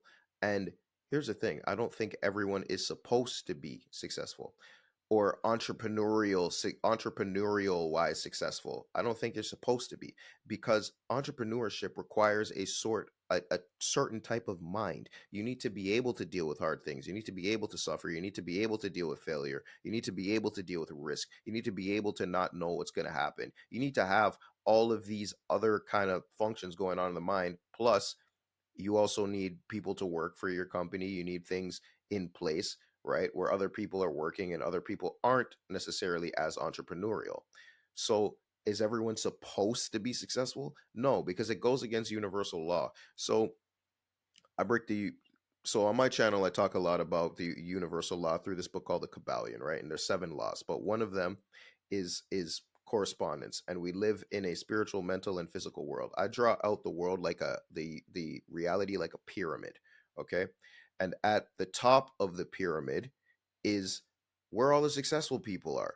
That's why it's smaller, right? Because they had to go through more things and deal with more things to get to the top of that pyramid. It's easier to stay at the bottom of the pyramid. Your life is, if you want to have a successful life, what you're trying to do is prevent chaos from happening in multiple instances. So if you're at the bottom of the pyramid, right, it's that you have allowed a lot of chaos to enter your life. What do I mean by this? It will be very easy for you to lay down in your bed every single day and do nothing, but your life will become chaotic. You will get sick, you will get malnourished, you will die, but it's easy to do. You could just lay in your bed. Versus, I got to wake up, I got to work out, I got to get things done, I got to run business, I got to do this, this, and fix the chaos in my life, bring things into order so I can make money. That's why the top of the pyramid has less people. It's supposed to be that way.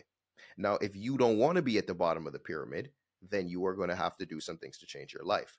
You're going to have to organize the chaos in your life. So everyone does have the potential to have more success in their life. Are they going to do it? Depends on who you ask. Hmm. Yeah. I feel like different people get complacent at different levels of the pyramid, which is obviously it's okay. I'm not saying there's anything wrong with Hmm. that.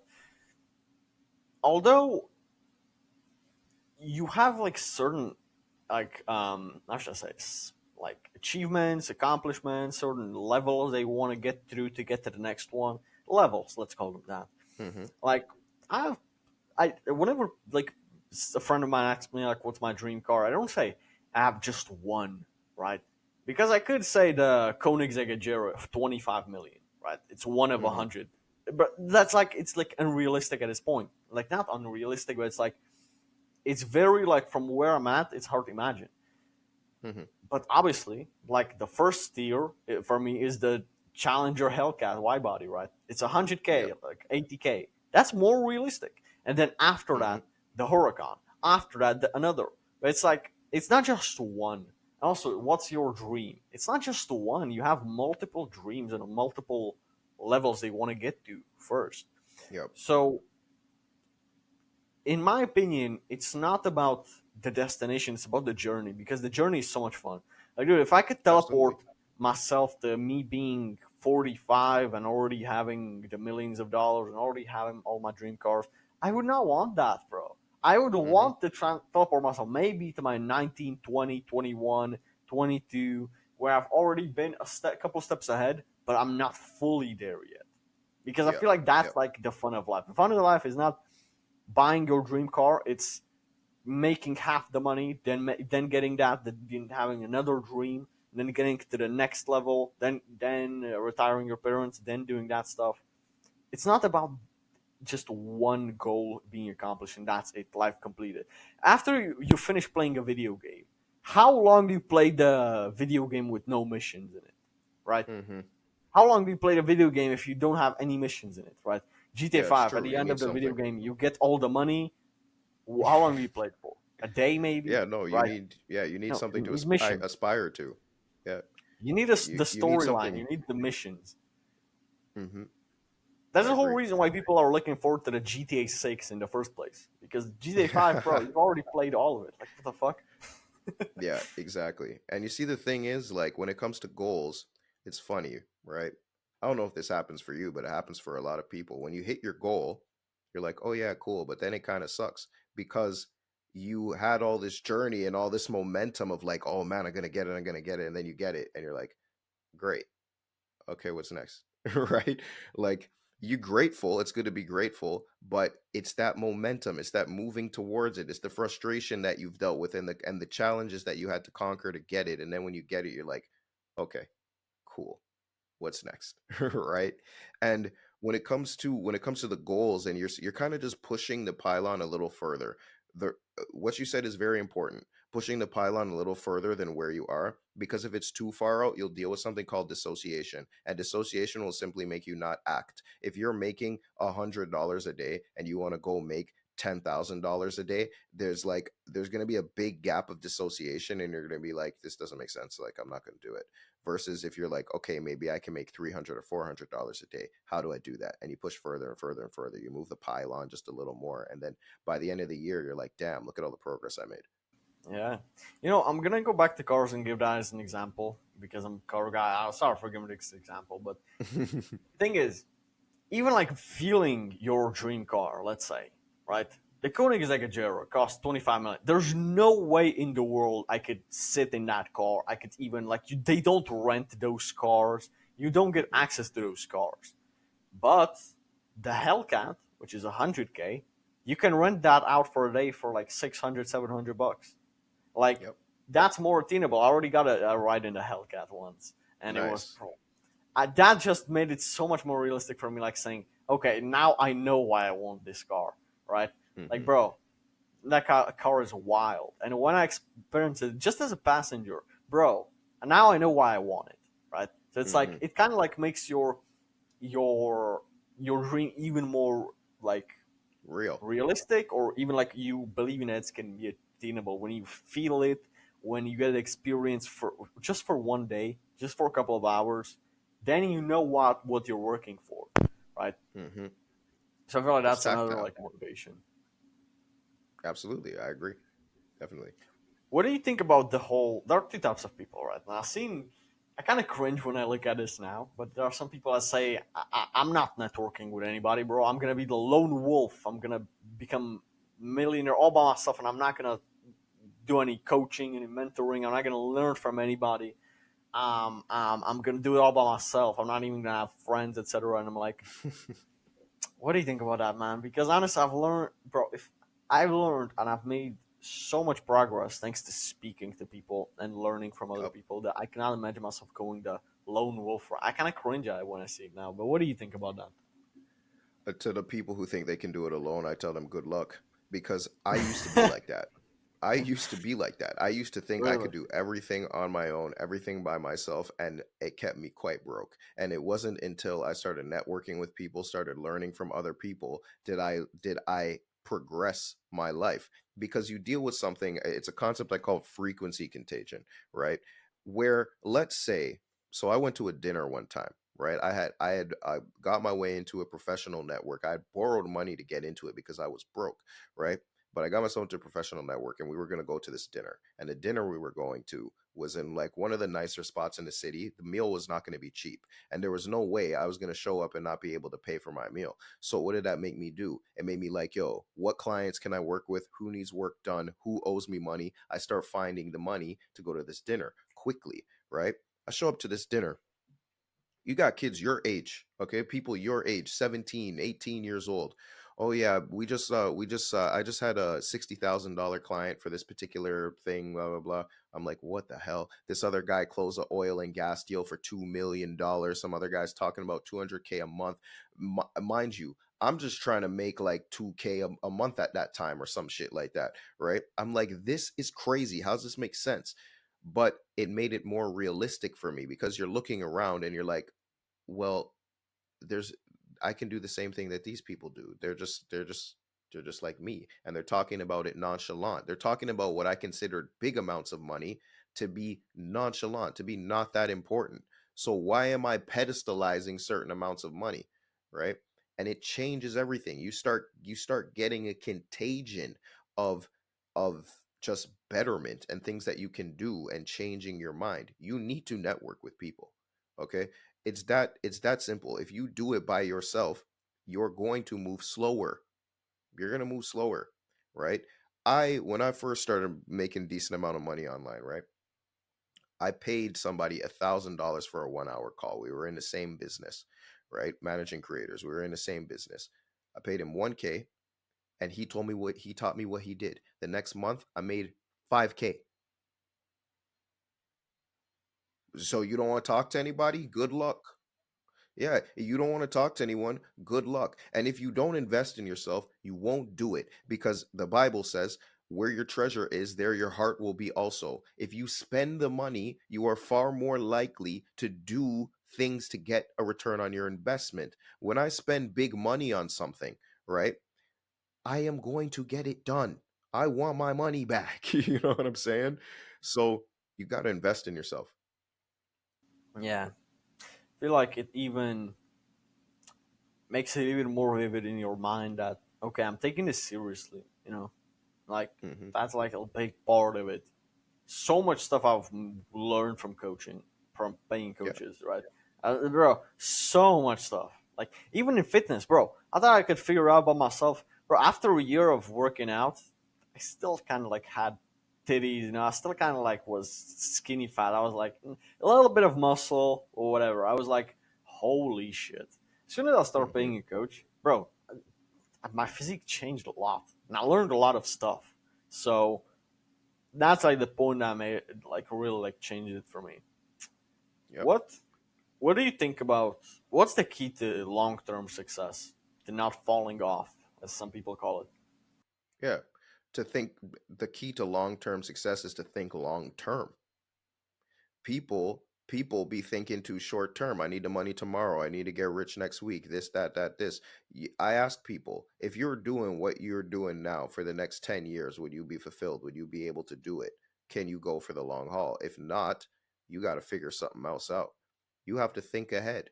Like I said before, the people with the longest time horizons are the people who win. If you can't think ahead and think about yourself 10 years from now, then you're not going to have good luck. Listen, a marker of IQ, okay? IQ is how much you can understand abstract concepts, particularly in the past and in the future. So if I ask you, right, if I go, how do you think you would feel if you didn't have lunch yesterday or something, right? Someone will go, I don't know, I might be a little cranky, I might be a little hungry, if that was the case, I might be a little short with people. Someone who has low IQ would say, but I did have lunch yesterday. They can't think ahead and they can't think in the past. So you need to think ahead. If you want long term success, what are you doing now that is going to be successful for you later on? Yeah, It's actually quite absolutely. simple, you know? Mm. Yeah, I do agree with that 100%. For Hmm. me, like probably the biggest next step would be like figuring out taxes, bro. That's like a scary thing for me right now, Hmm. and I'm trying to figure out um, getting an online accountant, etc. That's like a thing that I'm slightly like worried about. But again, I know that I'm gonna conquer that just fine. So Yeah, it's like it's kind of like if I was to teleport myself into a year from now, I know that I'd be just fine. I know that you my will. future self will tell you, bro, you're gonna be just fine. So I know that Yep. it's kind of like pointless for me to stress about it right now. Because you can do something about it, and you are doing things about Yeah, it. You're figuring out, okay, how do I deal with an accountant? What can I learn about taxes? And here's the yeah. thing too: when you end up in situations, they teach you things, right? So I've dealt with some tax problems in the past, and it taught me a whole bunch. It taught me so much because I never want to deal with it again. You know what I mean? So it taught me a whole bunch. Get a good accountant. Learn about taxes. Learn about what on average you're going to need to tuck away. Understand how these things operate in a certain degree. An accountant's always going to be a better bet, but understand how it operates in a certain degree so that you don't have to deal with the problems I dealt with. But the fact that I dealt with those problems were good for me. Like I said, everything bad that happens in your life, every drawback has a benefit. So the benefit to me dealing with tax problems in the past is that I don't fuck around messing with tax now. Right? Mm, So yeah. How do you get through the days when you really don't feel like it?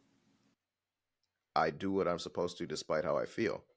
That's the thing. Like it sounds really raw, and it sounds like, oh man, like I was about to give you some secret thing to do. No, it's as simple as that. I do what I'm supposed to do despite how I feel. The reason I'm able to do that is because of my values. I value business, I value relationships, I value teaching. So if there's things that I'm supposed to do that I don't feel like doing, but they relate to that, they'll get done. They'll get done, right? Because it just here's how this operates. Okay, there's a universal law of polarity. Okay, so in reality you have light and dark, hot and cold, soft and hard, etc. Right? Now what you got to understand, on the furthest points of that spectrum of opposites, the same thing happens. In a completely dark room you can't see, in a completely light room you can't see. In the maximum levels of heat you get burned to a crisp, in the maximum levels of coldness you freeze. Either way you're gone, right? Now in your mind, you also have polarities. You have judgments. You think things are good, you think things are bad. You don't feel like doing something, it's bad, but it's going to have beneficial things. The people who win are the people who are able to cancel out the good and bad and just do what they're supposed to do. Why is this? An atom, okay? An atom has a negative and positive ion, negative and positive charge. When you slap these things together, they cancel each other out, okay? And when they cancel each other out, you get it's a process called annihilation, and you get gamma rays, which is light. When you do what you're supposed to do, despite how you feel, you're seeing the drawbacks, you're seeing the benefits, you cancel it out, you get light, you become more enlightened, right? So I will do what the hell I'm supposed to do despite how I feel so I can be more enlightened. And the more enlightened I am, the better I'm going to be able to take over reality, you know? Mine is a crazy thing, dude. It's like a crazy thing Yes. to understand, bro. Holy shit. Yeah, man. Like, there's so much nuanced stuff that you have no idea about, bro. Like, Hmm. holy shit. My presumed understanding was never, not even close to where I thought it would be. And it still probably isn't, bro. Still probably isn't. Like, being a neuroscientist would be probably 9 to 5 I'd choose, and I'd career I'd choose if I wasn't trying to be an entrepreneur. That's probably like Yeah, neuroscience would be something that would be really interesting. Like, holy shit, dude. definitely. Do Yeah. you have haters? Probably. I just don't see them, you know? I bet you definitely do. Here's the thing. Once again, like I spoke about polarity, right? If you have a lot of love, you're going to have a lot of hate. It's that simple. The people who are able to become incredibly famous are incredibly polarizing, right? There's a bunch of people that don't like them and a bunch of people that really like them. So, a Trump, for instance, there's a bunch of people that like Trump, bunch of people who hate Trump. An Andrew Tate, bunch of people who love Tate, bunch of people who hate Tate. So, I I'm at a certain level on like YouTube and being out there in the world. I have 6,000 something subscribers. So there's probably some people who dislike me, but not enough of them yet. you know, not enough of them yet. But when it comes to haters, though, what you got to understand about haters, some people are just like annoyed and jealous, and they're just miserable people. Other people are actually trying to show you something about yourself, right? If you get hate and you're actually stung by it, like a lot, you have to determine, why do I feel that way? Why is what they said have an effect on me?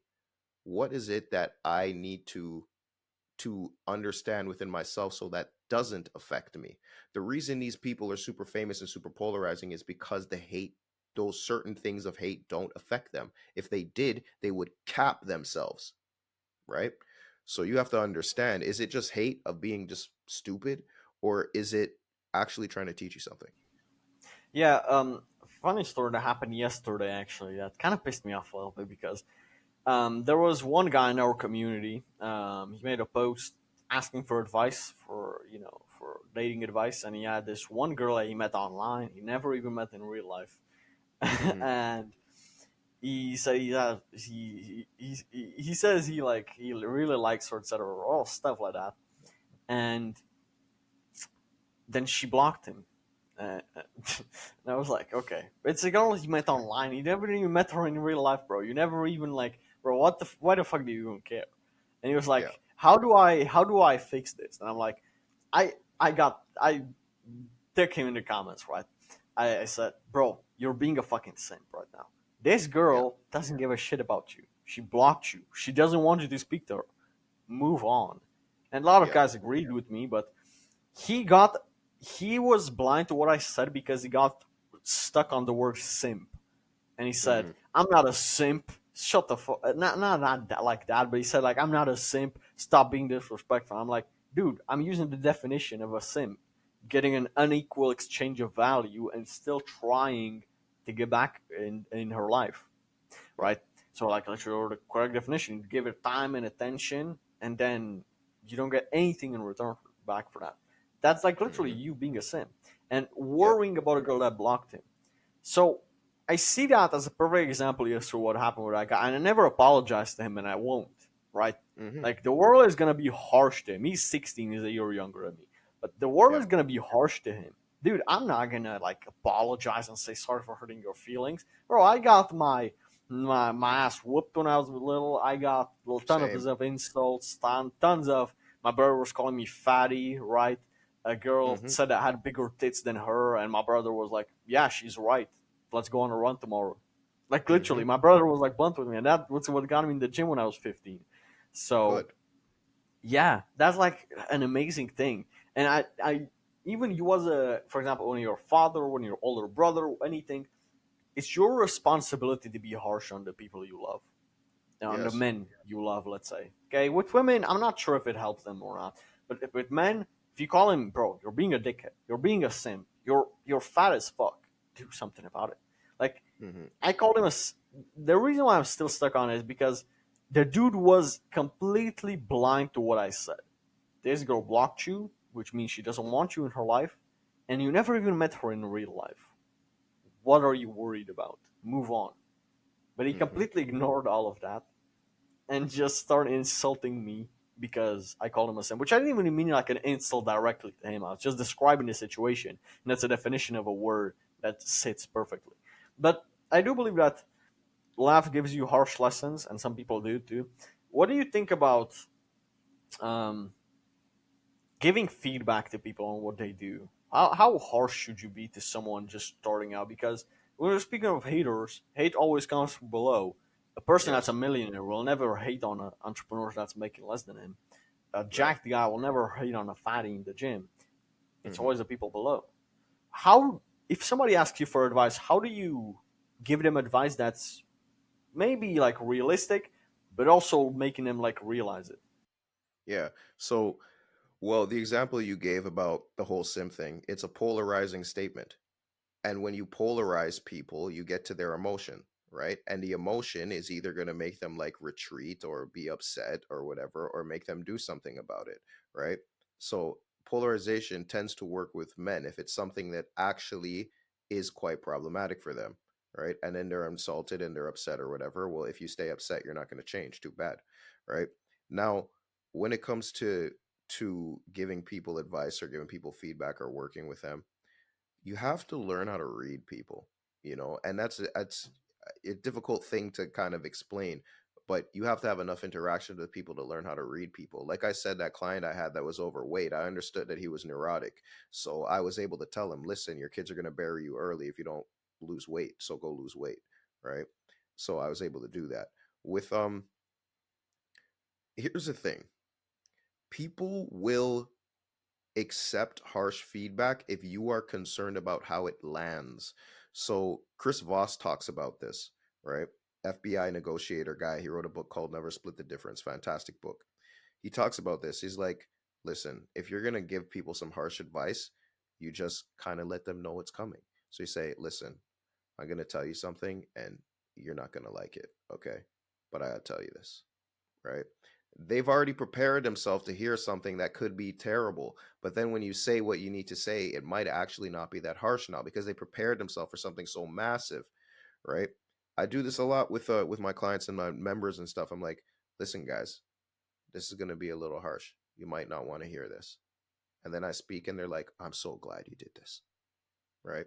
Because you actually care about how it lands. And me, I'm a very raw guy, man. Like if you see me like say things and talk, I get compared to Kevin Samuels. I'm not even in the dating niche, right? Like I get compared to Kevin Samuels and like how he was kind of like harsh and shit. But that one that comes from my father because he was very much like that. Like I spoke to him yesterday. He's like, listen, man, I just tell people the truth. If they don't like it, I don't know what to tell them. It is what it is, right? So I grew up with that. And I like when people are real with me. But other people, I I want to get people across the line despite what they're dealing with emotionally, so I have to navigate making sure the advice lands appropriately, you know. Mm.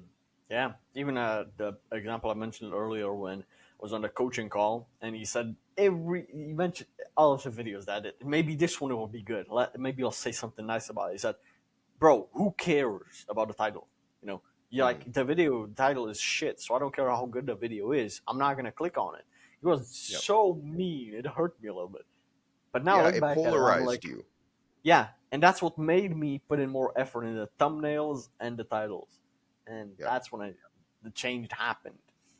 Mhm. And I feel like it's also like you saying something to you not mentioning a flaw to someone is you not caring about them that much, because if your son was doing something so bad that you know it was destructive for him, you would find a way to tell him. You would tell Yep. him, even though you know you would probably be the bad guy right now. You would, in his eyes, Mhm. because you care about him enough that you don't care about the right now. You seem like a dickhead because you know that Yep. when he grows up, he will realize it.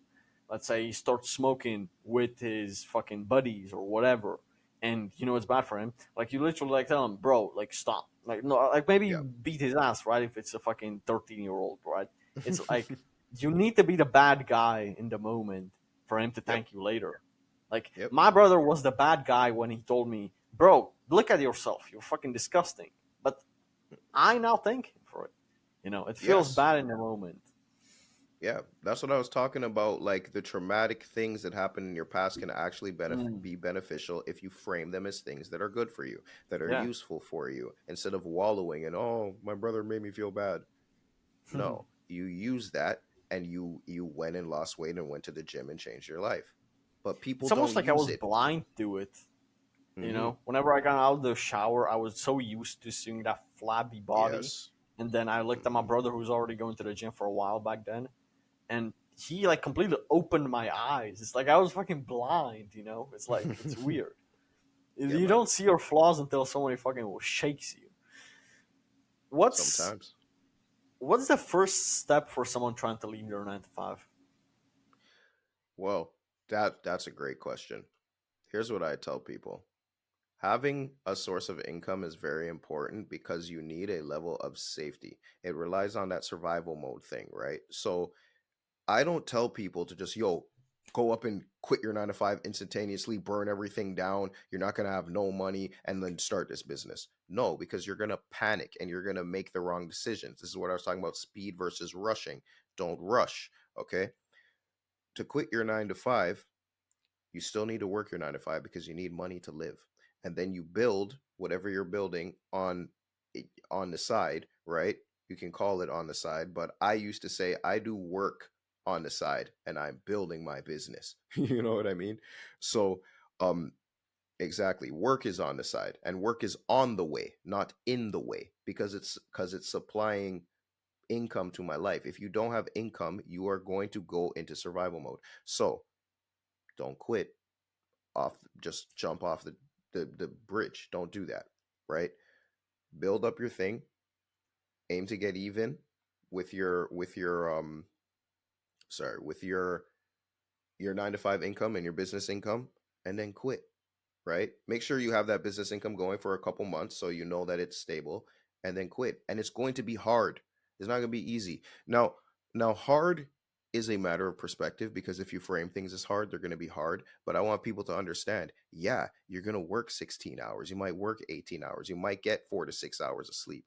What do you want to have happen? There's going to be drawbacks to get what you want to get. And if you actually want what you say you want, you will do it. you know? So that's what I would say. Oh man, great question. Some mentors I have and some coaches I have. So I would say one of my main mentors is a guy from Australia. His name's Lewis Mocker. Um, Dr. John D. Martini. A lot of my work derives from John D. Martini's work. A lot of the things I talk about on my channel derive from him. Who else inspirational out here? A lot of the entrepreneurs I talk to on a day-to-day basis, uh I'm in multiple groups and multiple masterminds and stuff, but there's three entrepreneurs I speak to on a regular basis. They're my friends. They inspire me. People I grew up with, you know. Um, a lot of things, man. People in the niche that I'm in who are doing incredibly well. I'm like, oh man, they did super dope. Let me see what I can do and pass them, you know. Um, yeah, that's what I would say is inspirational. But when I was a kid, though, when I was a kid, I was very inspired by my father, because as a little boy, you're like, your father's a superhero. He's big, he's strong, he's tall, he's can rule the world. And one time I was at daycare and there was a Father's Day event. And like you're a little kid, you're always like comparing your dads. Oh, my dad could lift the entire school. Well, my dad could lift the school with his pinky, whatever, right? So we have this Father's Day dinner at the daycare I'm at. And there's this kid, I think his name was James. And he says, look, man, don't ask my dad if he can lift the school. I'm like, okay, I won't ask. But then I asked his dad. I go, hey, James said you could lift the entire school. Can you lift the whole school? And he goes, no, I can't do that. So then James goes and asks my dad, and he goes, hey, Seth said you could lift the whole school. Could you lift the whole school? And my dad goes, yeah, but today's Father's Day. I'm like, damn, that was so slick, so smooth, because my father's quick-witted, quick-minded, you know. So my father for sure. And then even freaking cartoon characters, man, when I was growing up. There was a show I used to watch called Gargoyles, right? And I was always fascinated with leader characters, the character who was the leader. So in Gargoyles, the leader, his name's Goliath, right?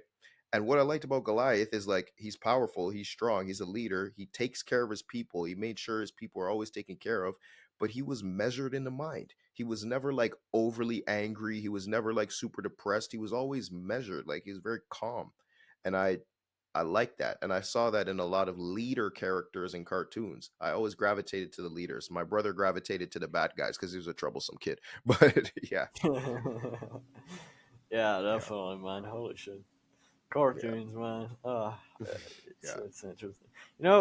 As in Europe, bro, we usually have the fucking American cartoons just translated, dude. Like, yeah. so there are only a handful of them that are original from the country, and Mm. usually they don't even do that well. So, yeah. What's your long term vision? My long-term vision is to build my program, the next realm, to at least 1,000 members. So I will have helped 1,000 entrepreneurs utilize their mind, utilize their knowledge to make money in this world while using the laws of the universe to help them do it. And that's my goal for now. Later on, it might be something else, but that's the goal for now.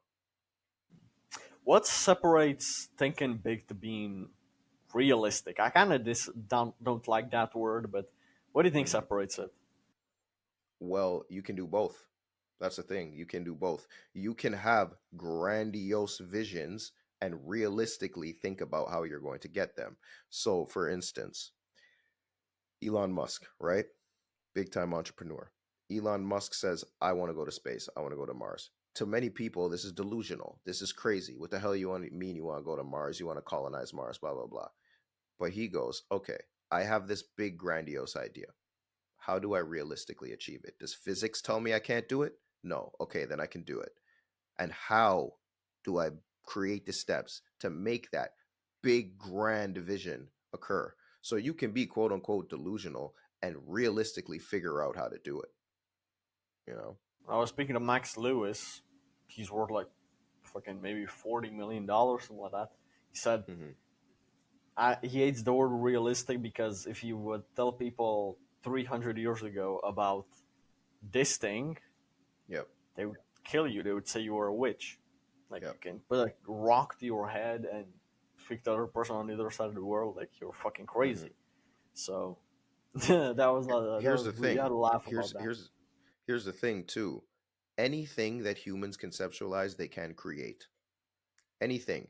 Everything that exists in your reality right now was once an idea in someone's head. From that microphone in front of you to the computer you have to the speech that you use was all an idea in someone's head. If we can think it, we can do it. That's just Yeah, reality, you know? fucking hell. Yeah, man. What were the best places you've been in? I have jumped around and traveled a lot. My favorite place, and I might have some bias to this because I am Jamaican, is Jamaica. I love Jamaica. um, I What is really that? like What does that feel like? What's Jamaica like? it's an island. It's a tropical island, so good weather, good food, friendly people. It is incredibly violent though, you know, so like I probably wouldn't Mm, end up living there because it is a high violence, but it's funny, once again polarity, right? They have yeah. the people with the most vibes, right? Oh, hold on, am I frozen? No. Okay, I'm good. Um Mhm. they have people with like the most friendliness, the most vibes, but then at the same time, the most violence, right? So, but Jamaica's a nice place, great food too.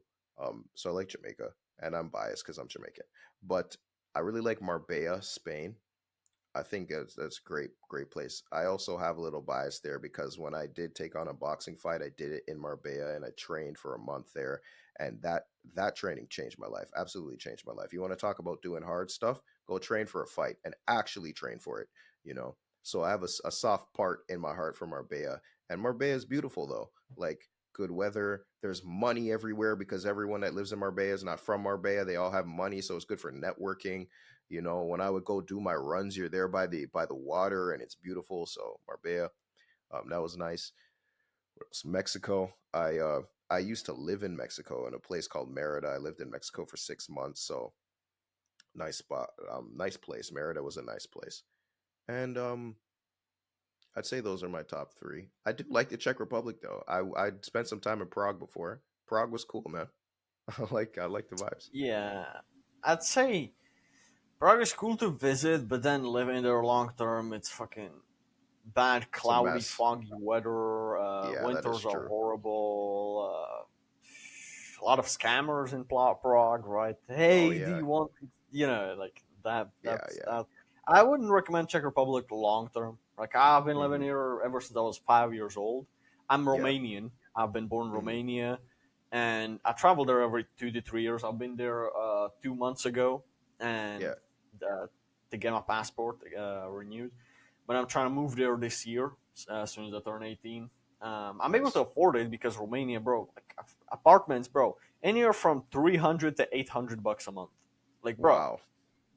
like, like for $500 a month, you can have an apartment. Then the US would cost 2K, maybe 1,500, Yeah. something like that. Yeah. Yeah. Like, Wow. it's literally like for $800 a month, for example, you get a really big apartment, like decent Hmm. sized. It's like I was Wow. surprised, right? Here in Czech Republic, it's double than what it costs in Romania.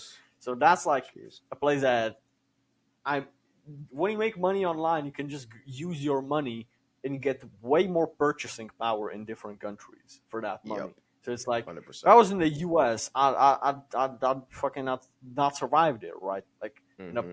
an apartment would cost me like 2 3K a month, right? Something like Yep. that. I expect like would be Yep. fucking expensive. So it's like Yep. I'm not at that level yet to go move to sit in the US. Definitely Miami is a place that I wanna visit, bro. Miami is definitely a place that I've been looking at for the past couple of years, man. That's like one of the goals. Hmm. Miami is definitely one of the Miami's places. good for But networking. oh, I believe you. That man, a lot of big content creators are there. A lot of holy shit. Yeah, Hmm. now I think about it. That's a really good idea. Everybody says Dubai, and I kind of like it, but it's not for long term, in my opinion. At Hmm. least for me, the Dubai weather, air pollution, all that. I don't really want to live there long term, you know. Right. So that's maybe something I'm thinking about. I want to get in some rapid fire questions before we wrap up. Sure. So, what's the best advice you've been given?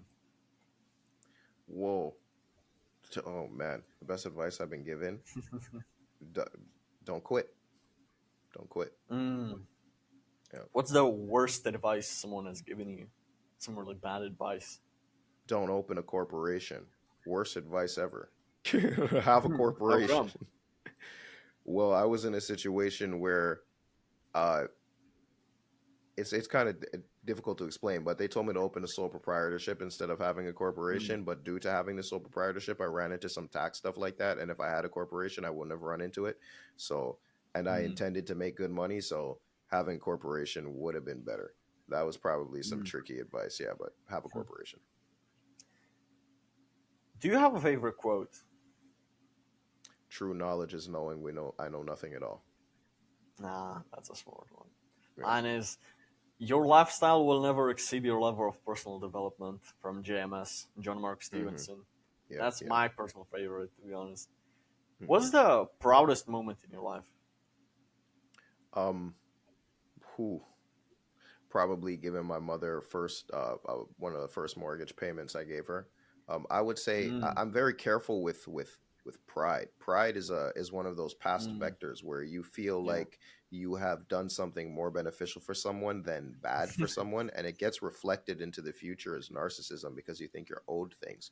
So I'm very like the Bible says, pride cometh before the fall, and a haughty spirit Mm. before destruction, or something like that. So I'm grateful. I tend to change the word pride for gratitude a lot. I'm very grateful that I Yeah. was able to help my mother with that, you know?